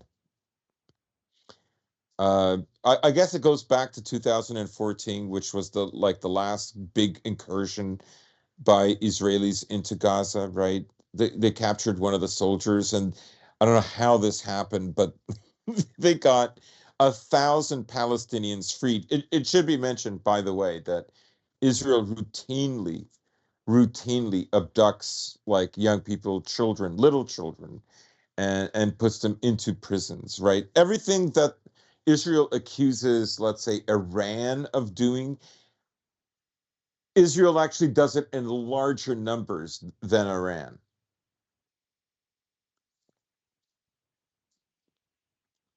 You know, so Yeah, that. I just thought that that was interesting. The amount of dead has been lowered. I'm probably guessing it's going to be lowered again, and yeah. So the eyewitness accounts have been confirmed. This time through the actions and the testimonies of their helicopter pilots. Yeah, I'm glad you So brought that up because I actually heard that this morning. I was going to bring it up, but it completely slipped my mind. So yeah, thanks for bailing no me out problem. on that one. But I mean, just in general, going back to October 7th and the response and the international sympathy, they they would have had full license. I don't think anyone really would have protested if they just had a massive amount of assassinations of, say, the leaders of Hamas who were in places like Qatar and the other Gulf states, that they could have run those operations. I'm sure they have plans for those operations when the day comes, but they could have done that. They could have done a number of things much more quietly, much more quickly, that would have had much more longer lasting effect. But you know what? If they would have pursued an operation like that, maybe similar to the one that they did after the Munich Olympics, I'm sure you all know that one where they had the very targeted strikes against certain people. And had they done that, once again, their excuse to go into the Gaza Strip, their excuse to try to force Egypt to open the border and drive out the Gazans, that completely disappears. And in fact, once Hamas is eliminated, had they taken that path, and maybe that wouldn't have eliminated entirely, but once they are diminished, that it takes a massive piece of propaganda out of the Israeli playbook because they can no longer appeal to Hamas. They can no longer appeal to these organizations. At that point, Gaza is back under much more moderate control. I mean, not that that Mm. would make much of a difference because look how they conduct themselves in the West Bank. You still have Fatah or whatever the PLO rebranded to in the 90s, whenever they actually decided to accept the two-state solution. And once again, we're looking at the more conciliatory side of the Palestinian conflict. They decided to accept something of a two-state solution, and the West Bank is it, it shrinks every year because of Israeli settlement and because of the heavy-handed policy of the Israelis. I think that should really be a, a lesson that anyone, when it comes to dealing with Israel going forward, they wonder why, say, the Egyptians are so hesitant to open up the borders with Egypt and Gaza, or why the Jordanians are taking a hard line on this, or why you have the situation in Syria, why you have Hezbollah in Lebanon. I mean, I'm sure they know full well why that's the case, but their feigned ignorance on the global stage is being recognized for what it is. And Hmm. this it's not an act that they can continue for much Yeah. longer at this point. And it, It, once it, again, it, their golem has betrayed them in the U.S. The class of people that they would have normally relied on, they have upset the sensibilities of, especially with somebody like Netanyahu, especially with somebody like the more hardliners in power. Even people who are self-identified Zionists, a lot of them are realizing, oh hey, this is bad optics. Oh hey, this is unseemly. This is untastely because at this point their liberal sensibilities are coming before their hardline nationalism. hmm Now, the uh, the Al Shifa hospital, right? What I found interesting was CNN even pointed out, like, I mean, we're talking about like destroying the good graces that have been bestowed on you from the world community. Um, you know, you mentioned he, of course, delivered the whole thing in English. So obviously, the official language in Israel is not English spoken with um, um, an Elmer Fudd accent, right? It's Hebrew. Uh, Now, like they pointed out, like behind the MRI machine, they said, in one part of the clip, there's one AK-47. Then when we go back, there's another assault rifle there, along with the first one. Like, first of all, two assault rifles anybody can plant, and two assault rifles, even if this was a headquarters, is not a headquarters. The other thing is that I found out was some of the tunnels underneath that hospital were actually constructed by the Israelis in 1983. Remember that this hospital back in 1983. There were both Jews and Palestinians that were living in Gaza. Right, the separation came later. Um, Israeli or Jewish settlers were forced to leave Gaza, and they set up kibbutzes around it. Anyhow, so um, I find that I found that hilarious that you can tell, like, America wants this thing to be resolved quickly. They like they're trying to stop Israel from ruining its name. Not that it had a great name to begin with, but um, people like it only because they feel they have to. Other than America, I mean, other countries feel like I just don't think there's this admiration for it, unless we're talking about India and America. But I digress. Yes, absolutely. And I do think also one last point I will make on Israel before we get into some of the more miscellaneous news items to close out the show is that Biden, at least his administration on its face, has a very Cold War approach to Israel, where while they will bail them out, while they will make sure that their existence is secured, they're not going to give them everything that the demands say that we would have post 2001, and even maybe a little earlier, even the 1990s, where they view Israel as a point of power projection against the Soviet Union, I suppose now Russia and China as well, in the Middle East. It is something akin to an American military base, just like any other NATO country would be. Now, Uh, it's not a one for one, but Biden, being from that generation, being of that mindset, I do think still views things that way and is frustrated that Israel has the amount of influence it does. Not that I think he'll do anything to root out the Israeli lobby, don't get me wrong, but I do think there is a fundamental frustration in Washington, the Biden administration in particular, with the new direction that Israel has taken over the past couple of decades, where it's no longer the relationship that it was during the Cold War, where, yeah, America, despite the fact there was still a massive amount of Israeli influence, did have more power to lean on Israel. And it seems like they're trying to do that now, but it's just unfounded. Whether that be because of the personal weakness of Biden and his team as leaders, or because of the overall political situation in general, maybe a little bit of both, probably a little bit of both. But I think that's probably the fundamental impasse that has been reached right now. And mind you, this could not have come at a worse time in general. We've had the past uh, probably 11 months of Mohammed bin Salman refusing to take phone calls from Biden and other leaders snubbing him as such, failed attempts to try to revive the JCPOA. So this is just the cherry on top of all of it. This is just the crisis on top of failed Middle Eastern policy.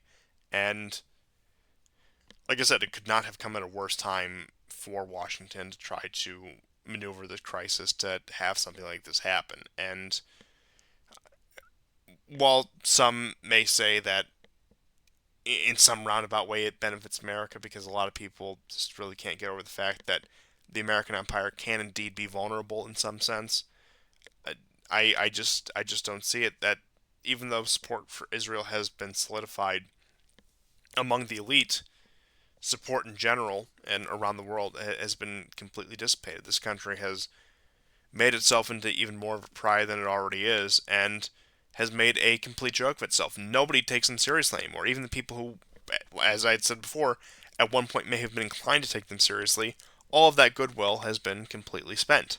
And it's not going to be gained back easily, if at all. yeah, no, I mean they have created enemies for like the next generation, next two generations. Um, you know, Israel's always been a bit of an international project, right? Um, I don't think the Biden administration wanted Netanyahu in power. For all we know, I think they were always afraid that something like this with Benjamin Netanyahu would eventually happen. The status quo was much more preferable, and maybe a different prime minister would have been less provocative, right? Uh, Certainly, Israelis did not like the direction that he was taking the country, which would, of course, have increased the provocative nature of his administration and his leadership. So, you know, where does Israel go after this, right? Like, does America accept what it did? Like as if it's normal? Um, right now, America is a top hegemon, and you know, Israel is its parasite. So, like, the world has to go along with it, right? Like, the vassal states of Europe have to go along with it. They have to, pretend that it all makes sense. That what Hamas did can be condemned, but you cannot condemn Israel. Like, really, the only country in Europe that has said anything that pushes back against this is Russia. Russia at the UN said, actually, Israel does not have a right to retaliation because their job is literally to protect Gaza. Um, and of course, it takes into account like how it, what got what preceded October 7th, right? Like, let's be serious. Um, but the other thing maybe we should talk about is that tweet, that Musk commented on. It's Oh really yes. it's kind of remarkable because I swear I saw a headline today that Norman Finkelstein is going to be talking with Candace Owens. You're kidding, right? No, I'm not, Wow. right? And Wow. now this is interesting, right? Because not this Friday, but the previous Friday, or was it a Sunday? I can't remember. Well, anyways, when I was in Istanbul, I was walking around. I was heading home actually from shooting all day, and um, I put on a podcast, and it was Aaron Mate's pushback, and Finkelstein was on. Norman Finkelstein, of course, he's an incredible critic of Israel and Zionism, right? Um, and has been consistently so. Now, while he was talking, he brought up, this is before Candace Owens, before the whole row between her and Ben Shapiro, and he says, our colleges are quite woke these days, and he brings up how fundraising when he was a professor, there would be hints like, maybe do this, maybe do that, maybe don't say this if you want funding, and now he's saying, it's quite explicit. So I just thought him saying, woke and Jewish fundraisers, like Jewish donators, sorry, to these universities, they were okay with this, and this, but when Palestine comes along, we're going to pull everything. And he did mention that they were woke, so that was a really interesting thing to hear from a Jewish man, although not a Zionist, definitely anti-Zionist. I never thought I would hear that from Norman Finkelstein, right? Um, Fast forward, less than a week, maybe 4 days later, we have, I'm going to find the tweet. Now, the tweet itself is a response to another tweet. That tweet doesn't exist anymore. Um, but the artist formerly known as at a Breaking Bot, that's the name of the account. Apparently, he's responding to somebody who had tweeted like, "Why do you hide behind the word Austrian painter? Why don't you use your real name?" And so this is what he says to him. Okay. Jewish communities have been pushing the exact kind of dialectical hatred against whites that they claim to want people to stop using against them. I'm deeply disinterested in giving the tiniest shit now about Western Jewish populations, coming to the disturbing realization that those hordes of minorities that support flooding their country don't exactly like them too much. You want truth said to your face? There it is. It's poorly worded, but he should have said uh, hordes of those hordes of minorities that support flooding their countries, white countries. I would assume is what he Yeah, means. but you only have Or so many characters to work with, so. yeah. So, anyways, you and Elon Musk responds with, you have said the actual truth. So this caused an enormous I mean, this is huge. This is a really big deal. Like one of the chat rooms I'm in on Telegram, you could tell like maybe a lot of it is war fatigue. You know, it's been over a month since the start of this Gazan war, but after this, because I would post stuff in the chat right now. One of the people in the chat is Jewish, and there was a picture of a young white athletic looking guy, and he's drinking a Budweiser, and it says, "I'm not dying for Israel." Right. So I true. just I wanted to see like and I didn't use that tweet by what's his name, Gad Sad or Sad Gad or whatever his stupid name is. The based Jewish Canadian who's worried about immigration. What does he do? He tweets, Roscoe Pico, Yeah, like attacking the most philo-Semitic demographic in the world. Like, like like he's trying to convince me, right, that these protests with 300, 400,000 people across 30 different cities in the world, no less than 20 cities in Europe alone. He's trying to convince me, and in America, no less, New York. He's trying to convince me like American rednecks are like where are they? Like look at the demographics. Like it's various brown people and shit libs. It's not, you know, it's definitely not Roscoe Pico, Southern American, right? This is how disingenuous they cannot like they understand the friend enemy distinction. They understand like um, what their ultimate task is. Now, a buddy of mine who does like um, let's say he does various kinds of home renovation stuff, right? He's Jewish on his mother's side, but he's he's Russian Christian on his father's side, and he already converted to Christianity. His oh, the wife reverse is Uranovsky. he already converted to Christianity anyways. He um sometimes him and I go to the same Russian Orthodox church, but so he's doing this renovation work, and he told me he's talking to these two wealthy Jewish guys, and they're literally talking to him because that's his in, right? Because he's part Jewish, and they literally said to him, and he also typed this in the chat, which I was surprised that he would, but he said like, yeah, we have to erase the white race. We have to get rid of them. So I just thought that was very interesting.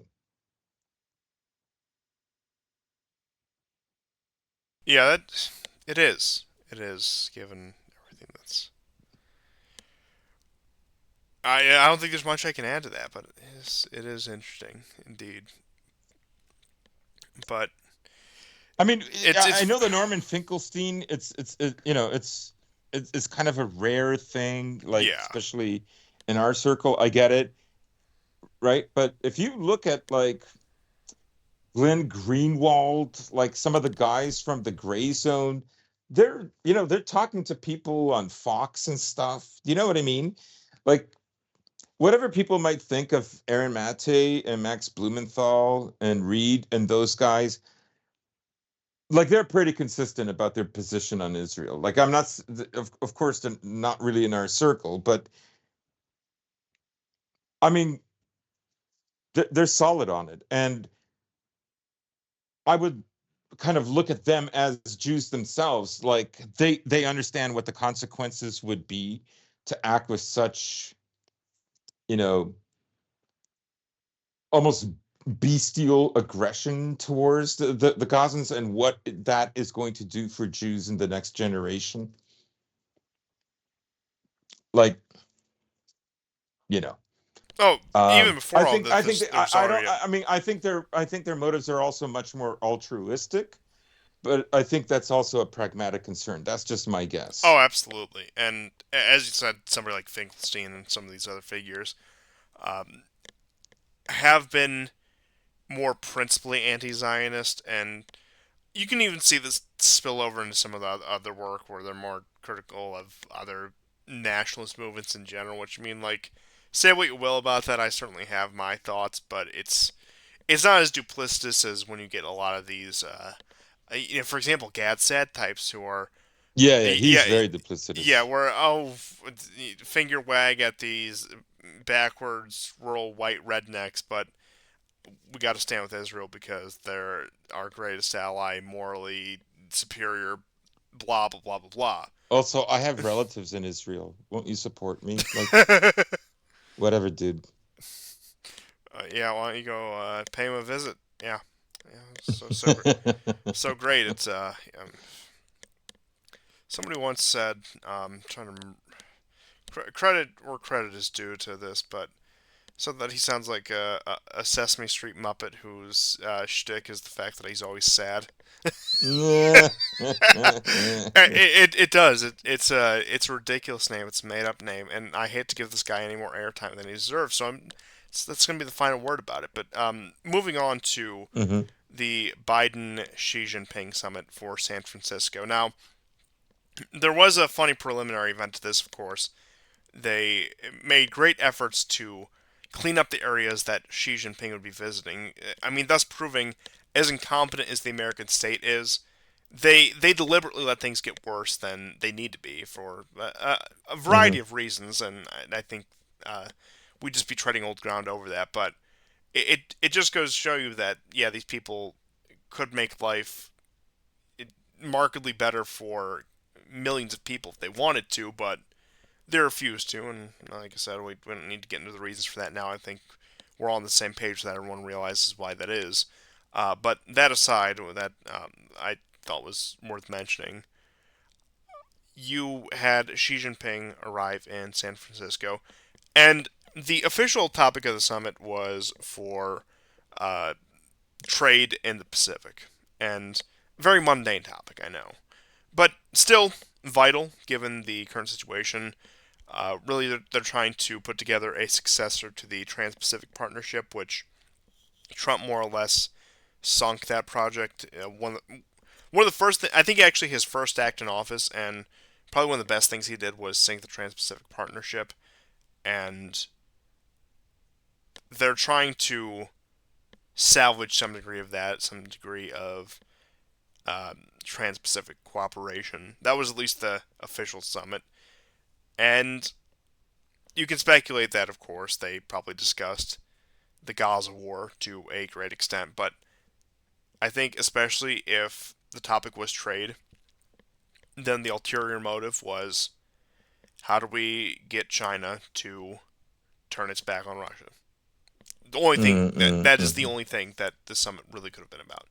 Now I know that there was the moment with Biden and Blinken, which I'll get into in just a moment, but given the amount of fanfare that they gave to Xi Jinping, the very warm welcome that they gave him, and the timing and the location of the discussions, the I and look, I thought Biden was going to do this when he first got into office. It fell to the wayside, but it seems like he is taking this approach again. I thought Biden was going to make every effort to revive the Chimerica agreement of the past, say, 30, 40 years, trying to have that level of interdependence really put the American empire in that position where China and America are in a position where they're too dependent on each other to really betray each other, in which case that helps prop up the current global system in a very satisfactory way to people in Biden's political camp. And I do think that this agreement was part of that. I think he is trying his damnedest to get China back on. Uh, I wouldn't even say our side, but back into the position say they were in 2013, 2014, especially when it comes to the position with Russia. And as we were discussing, I believe it was towards the beginning of the show, and not off air, but my apologies if we didn't say this earlier, and this is coming just out of context. But in order to do that, it's going to take a lot more than lucrative trade deals. China has plenty of those with the United States already, and it's going to take a lot more than that in order to crack this nut. Now, there were also some discussions about fentanyl in the crisis, and a lot of people in the conservative media were talking about how Biden, and admittedly, they do have a point where Biden completely torpedoed a deal that Trump had working with China that would see harsher penalties for fentanyl production out of China. So, I mean, look, just credit where credit is due. I know the conservative media is usually they bloviate about things a lot, especially when it comes to that part of the world and topics dealing with Asia Pacific. But there was also discussion of some sort of successor deal to that. But I think it's not controversial to say at all, especially in these circles, that it was about courting China away. And judging by how the summit went, I don't think any headway at all was made on that. And I think Mm. actually it was very counterintuitive. And getting into the moment everyone probably remembers is you have Biden having this very amicable discussion with Xi Jinping for a few hours. And then there is a press conference afterwards after they'd both gone their separate ways. And you have, not a press conference, but Biden is speaking after they'd both gone their separate ways. And of course, he refers to Xi Jinping as a dictator. And the best moment happens where Blinken is just there, and he's just beside himself that Biden is just spewing all of this after they just Hmm. spent 3 hours trying to court this man at with all this fanfare and this big official summit, and Biden is up here hurling insults at him and casting aspersions upon Xi Jinping. Whether he's a dictator or not, I don't think is really relevant to uh, the question right now because it's not the language you employ with a country and a leader that you are trying to court. It's the exact opposite language that you employ to countries that you were trying to alienate But and but this is almost it, I mean I have to think that Biden of course with his slipping mind his re- reactions, yeah they're priceless. oh they're amazing but like he just can't keep track of the day to day two faced politics. He's getting things mixed up to the point where, yeah, he'll call Xi Jinping a dictator just moments after a warm embrace. I mean, the only thing that could have made it The better is plane if, hadn't even taken yeah, off, right? yeah. Only thing that could have made it better is if it was a joint press conference. That is the only. Yeah, it could have. Yes. And it, I don't know, wasn't I'm pretty sure there was a speech a few weeks back where Blinken was in the background and he was also just looked mortified. And Y- y- yes, and the one on the plane. yeah, that was the one where when with that was with the Israel visit where Blinken was That's right. just And he's looking yeah at Tim Kirby. What, or what's his name? Kirby's his last name. I forget his yeah first name. it's John Kirby. Tim Kirby's the John guy on Kirby. Telegram. That's right. That's right. He's looking at John Kirby and him are looking at each other like Biden is a total handful. Like he is, he is very problematic for these guys. But interestingly, there was that Bin Laden's letter. This is crazy. It's really taken off. It's been pulled from the net. The Guardian published it in, I think, 2002 or 2003, something like that. Yeah, O two. And Oh, two, but I think it was penned in 1997. full disclosure, when I first heard about I mean, I knew like that Bin Laden, of course, had a lot of public communication, many different mediums. But when I first heard about this letter in particular, I actually wrote it off as a fake. And I mean, upon because I had asked you because I figured you had a little bit more Yeah, insight on this, but uh, you think it's real. I'm inclined to take I, your I word think for it's it. real.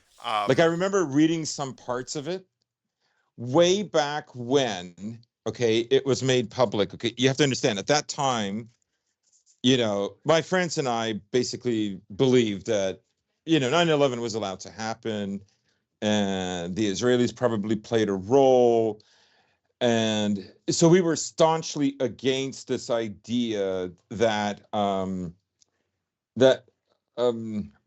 I mean, that Al Qaeda knew what it was doing, or maybe they were just willing puppets. But we disagreed with the narrative that like they manipulated all of this. The buildings, it's normal for buildings to fall down that way after a plane hits them, and so on. Um, uh, do you know what I mean? So Yeah. I don't remember everything from it, right? Um, but there is another letter that surfaced, right, where he says Obama's administration is going to be flying to Pakistan, and he says basically, if Obama's flying, don't kill him, don't try to kill him. No, what was it? But Try to they wanted pretty yes, much he expressed that like we want Biden to take power because he's completely incompetent. yes, yes, that's it. Yeah, so that letter, I do remember reading it when it was published. It made like anybody that was like in the 9/11 truther movement, like, yeah, Well, what is but interesting on all the circulation with this, to return really back to that early 2000s era, is that there were clips circulating from the 2008 Republican debate where Ron Paul was talking about this, and yeah. yeah, it was. And once again, like I think that most of us have departed from our libertarian days, but one thing I will always give Ron Paul a lot of credit for is being a very measured and rational voice on a number of issues, particularly when it comes to the American empire and America's conduct abroad. And like I said, if you can find that clip, it's certainly worth watching. Where he says that, well, yeah, Bin Laden, like, take him at face value. It doesn't matter, like, it doesn't matter that he is an international terrorist. He is actually correct about this, and pretty much he's gloating that, yeah, he has lured us into his trap, and that uh, we've put ourselves in a position where he can take pot shots with it. Now, that's in particular in reference to the Iraq and Afghanistan wars, in which that was also part of Bin Laden's public communications, where it's like, well, yeah, it's great having U.S. forces over here. It makes it a lot easier for us to target them, and I mean, it should be common sense to anyone who is willing to look at the situation in really any objective manner. But yeah, the response to this, to what was really, I mean, at least I think in these circles, very obvious statements. I think anyone would have been like, oh, yeah, that everyone knows this. But the response to a bunch of, let's just say, idiots on TikTok, because that's what they are. Let's make no mistake about this. Was a complete shut it down moment. Was you cannot read this. The Guardian pulls what is admittedly a historically relevant document that's been up for 20 years, Yes. after 20 years, as if there's no other place to find it on the internet. And of course, that also piques curiosity in it, and it, it is, People have it. I yeah. mean, it's never going to disappear No, because no, it's out, and we're not going to get like the U.S. government retroactively classify this. It's just going to be, they're going to make it increasingly harder to find. But anyone with any basic computer skills knows their way yeah, I around found it. a link, Yeah, so it's, whatever. archive, the archive websites, they have everything you could ever want. But that is, I don't know, very strange phenomenon that this had just come back into circulation recently. And once again, like, a lot of this stuff is, I mean, listen to this program for the past, what, 4 or 5 years.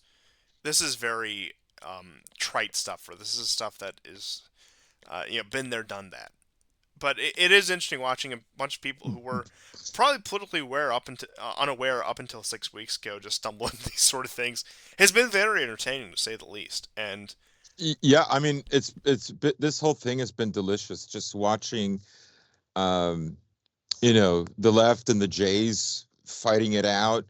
Like just the idea that this Bin Laden letter, published nearly 20 years ago, written 25 or more years ago, suddenly becomes this phenomenon. And the only reason it did is because Israel has killed 12,000 people in Gaza, and 70% of them are women and children.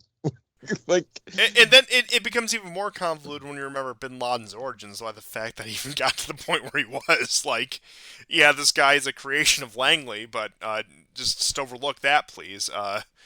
it, Talk about going rogue. yeah, yeah, uh, yeah. We just lost track of this He guy in was the he was an '90s. Afghan freedom fighter. What happened? Yeah, just a brave jihadist, and that yeah.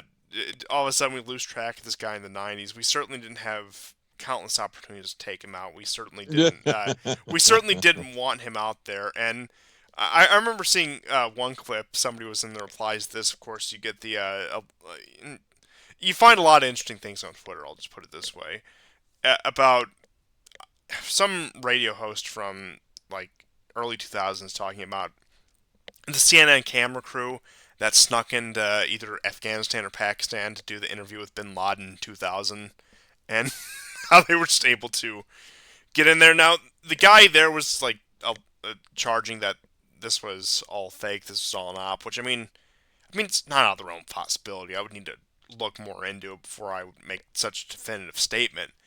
But this situation just becomes funnier and even more convoluted when you remember the full Bin Laden story, not just post 2001. Yeah, like Mhm. everything just comes. The chickens do come home to roost. The fact that whether it's incompetence or malice, uh, these actions have had consequences, and I don't say that to downplay the human cost. That has been, uh, and worldwide, that has been terrible. Once again, I'm not saying that to make light of that, but at the end of the day, it's people realizing that point A actually connects to point B, and it's a very novel discovery for some people that they hadn't realized these things. And I don't know, maybe I'm just out of touch with the average person, but maybe it's because you don't deal with too many very historically and politically aware people on a day-to-day basis. But observing this entire thing happen with, I guess the masses has been a very interesting experience, to say the least. Yeah, yeah. And just a little bit of extra news I discovered. Um, Back on the 10th, a colonel of the IDF was killed in the fighting in Gaza. Um, so far, the highest ranking. And the other thing is, seven, including an officer, were killed, I believe, yesterday. And today, Israel announced that it's not going to be exporting any more Merkava tanks of their latest variant. So, um, We need to get Gunther Falinger on the case because Israel is depriving Ukraine of much needed arms for freedom and democracy, and I'm calling for ex-Israel. Calling for ex. I can't believe that actually happened before all of this. That happened like in I know. September. It's like, yeah. I mean, that's the ultimate like it's like the devil's bargain right there. It, Ukraine wins the war, but no more Israel. Yeah, it's like it's like the guy sweating and trying to figure out what button to push that meme there. But yeah, I we need to get Gunther on the case immediately, and we need him as fully in charge of the partition plan of the entire Levant, as a matter of fact. Okay, and he, man, I forgot Gunther existed, but yeah, but in all seriousness, yeah, it's the that's not shocking that Israel is suspending weapons exports, especially of the Merkava. And I don't know, the Merkava also, you're probably not going to get too many sales with the very uh, poor reputation it's had in the past 6 weeks with the military operations here. Hmm. And once again, what more can you say beyond this is a country that has painted itself into a corner, and there's really not much else it can do about that. And I guess the last major story I have that we can kind of close out on, which isn't that big of news because I think in the grand scheme of things it's not that relevant, is Argentina's election. And Oh yes. I mean, the only way I can put it is, look, this Javier Milei guy, he's bootleg Bolsonaro. He's all the cons with none of the charm. They're, I mean, because look, I'll admit, even up until this recent election cycle last year in 2022, I want Bolsonaro to win over Lula. I'll fully admit that. You know, he was a Hmm. charming guy, and even beyond that, like you can talk about, like, yeah, he fell on the same path as all these other controlled opposition figures, but I mean, some things he did were good. He was very uh, measured on the Russia-Ukraine issue. He wasn't willing to go whole hog on sanctions. In Hmm. fact, for a while there, it looked like Lula was actually more likely to go full Yeah. pro-Ukraine than anything. Now, that has tempered out, but you have this Javier Milei guy. Now, admittedly, the I believe it was Sergio Massa was the opposition, and he didn't do himself any favors. And I don't think he would have been much better, if better at all. It was really a rock and a hard place kind of decision. I don't envy the Argentinians for having to make that decision. But I mean, hypothetically, you should like all these things should be funny. They should have that Trump Bolsonaro charm to them, but they don't because the guy just can't pull them off.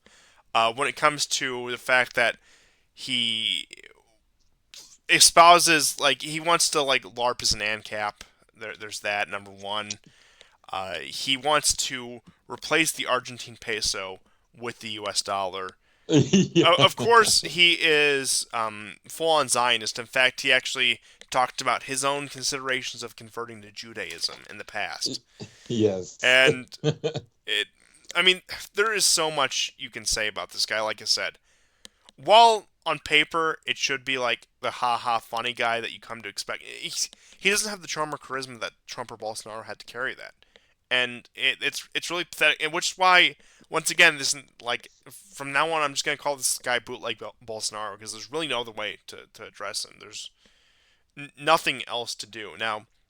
And some people speculate that he's going to stonewall the Argentine ascension into BRICS, even though looking at the outgoing administration, the treaties that they signed, does look like that those possibly are binding, in which case there isn't much of a way out. So, I mean, look, Argentina, large country, it's got a decently sized economy, a decently sized economy that's usually in a state of crisis, but a decently sized economy nonetheless. So, while it would be a boon to BRICS, it wouldn't be a terrible loss if they reneged at last minute. But Well, Lula didn't want Argentina in BRICS. He argued that its inflation is far too high, and I believe back in 2010, might have been earlier, Argentina pegged its peso to the USD, which tapped down on inflation, but then inflation went back up because, well, apparently, they weren't stringent with cutbacks, and so inflation now is apparently in the triple digits. It's insane. Um, it's hard to believe that like Brazil has a bigger economy than Argentina when it was the reverse some decades ago. Um, I think it was China's decision. I'm not sure that wanted Argentina. If I'm not mistaken, and I could be, people in the chat can let me know. I believe Russia wanted Algeria instead of Argentina. yes, Uh,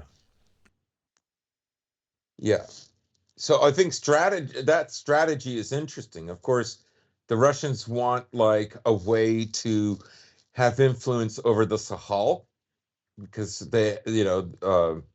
Burkina Faso and there's all these other countries there, Mali, um, and the goings on that began there in August and September, particularly September.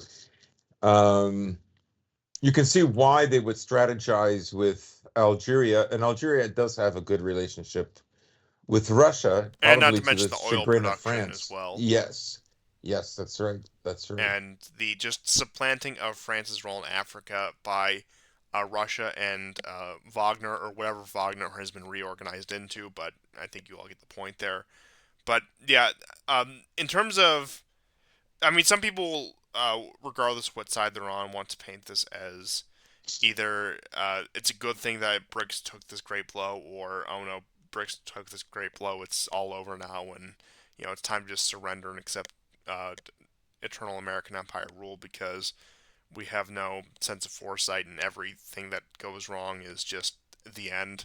But I actually didn't know that about Lula when it came to BRICS, and I also didn't uh, realize the dynamic between Russia and China when it came to BRICS expansion. I know Russia was in favor of Algeria, but I didn't know that Argentina was actually a Chinese proposal. I figured it was actually a Russian proposal. I'm deducing that China played that I role, mean, I would agree looking and at it just objectively, but yes, I and mean strategically is to tap down on American influence in South America, oh, of course, right?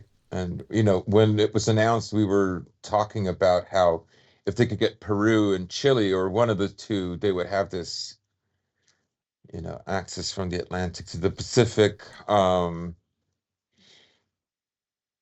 It would be an interesting corridor, yeah, right? But especially with it would tap down an American influence in South America. and especially with China's involvement in Venezuela and Nicaragua to the point where they're actually trying to build an alternative canal in Nicaragua. That would make sense because it does seem like China wants to win friends and influence in Latin America as well. Whereas Mm. at this point in post-Soviet Russian history, there is a bit of marginalization of Russian relations with countries in the Western Hemisphere. Even the once strong relationship between Russia and Cuba, even post-Soviet, has dwindled. Not that they're on bad terms, but Cuba has become an afterthought to the Russians, and vice versa. And China is much more in that sphere as well. Russia is much more focused on, I guess, for lack of a better term, the Eurasian landmass, whether that be Europe proper, East Asia, Middle East, etc. And yeah, that makes sense if Hmm. that's your speculation, and I would actually tend to agree with that as well. But like I said, the guy's clownish. There's really not Oh much else yeah.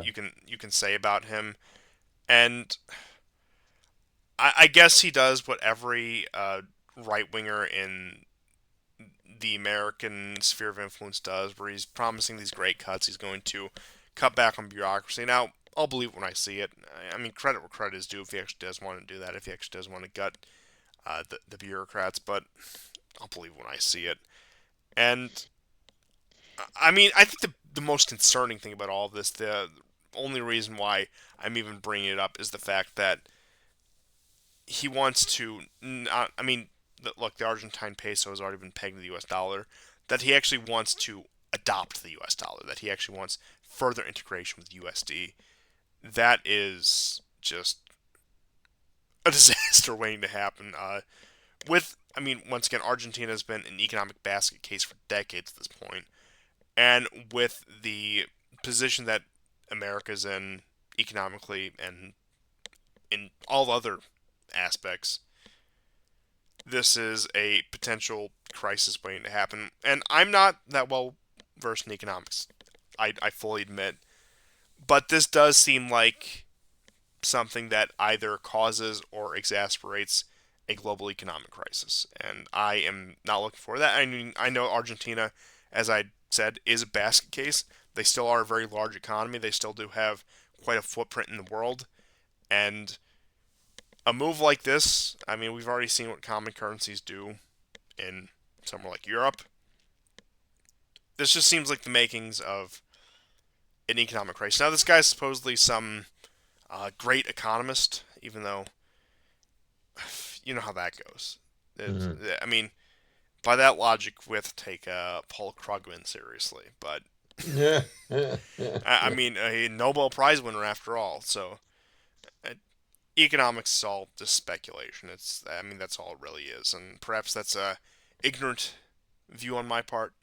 But just judging on what I've seen from economists, not only the magazine, but actual people who profess to be economists, that's the only conclusion I can really come to here. And I only bring this up because we actually, the show was a little bit shorter than I expected. I was probably going to just brush this up off to the side until a later episode, but Not that I had much optimism for Argentine politics anywhere, just Latin American politics in general. And I mean, Latin America has seen a marked decrease in global relevance, I would say, since the end of the Cold War, actually. Focus has shifted much more to places like the Middle East and Africa, and even Eurasia in general, especially East Asia.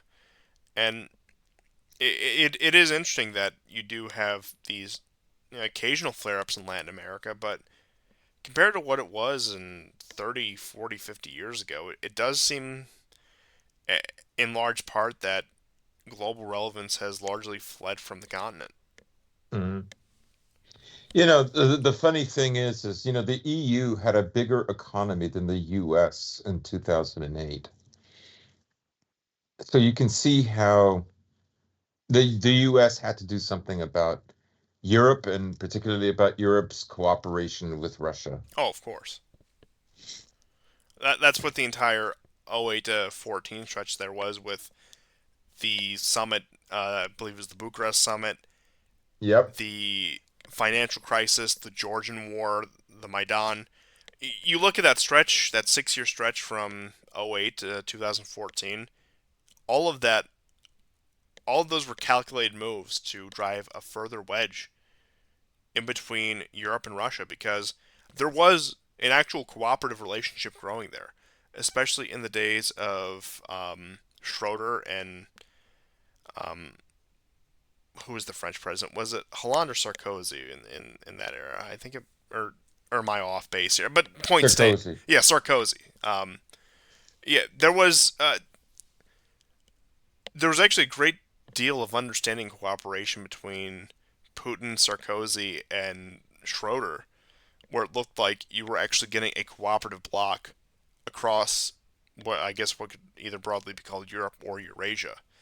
And that was something the American Empire couldn't tolerate because at that point, of course, the EU had a larger economy than the Russians. Russians, of course, outclassed them militarily. But when you aggregate everything, when it came to global power, they were probably on an equal footing, that being the post Soviet Russian Federation and the European Union in the early 2000s. And a merger of those two forces would have greatly marginalized any American relevance in Europe. Now, I'm not saying that Europe would have turned completely against America, but in terms of economic and military, especially military relevance, if they're on good terms with the Russians, if they're integrating with the Russians, then NATO is obsolete objectively, and that eliminates a large reason why the Americans are present on the continent. And in which case, I mean that could have led to a very strange scenario if just a couple things went differently. Of something of an American Chinese alliance against an EU like Russian bloc. It's very strange to consider the possibilities that could have played out just if a few things had gone differently. But um, I would say primarily the Obama administration because we look at '08 and through 2014, Obama comes into power around that time. He was very adamant about driving this wedge between Russia and Europe, and he very much succeeded. I don't think there's really any way. Hmm. And you'll Hmm. notice that he was actually very conciliatory with China for that exact reason.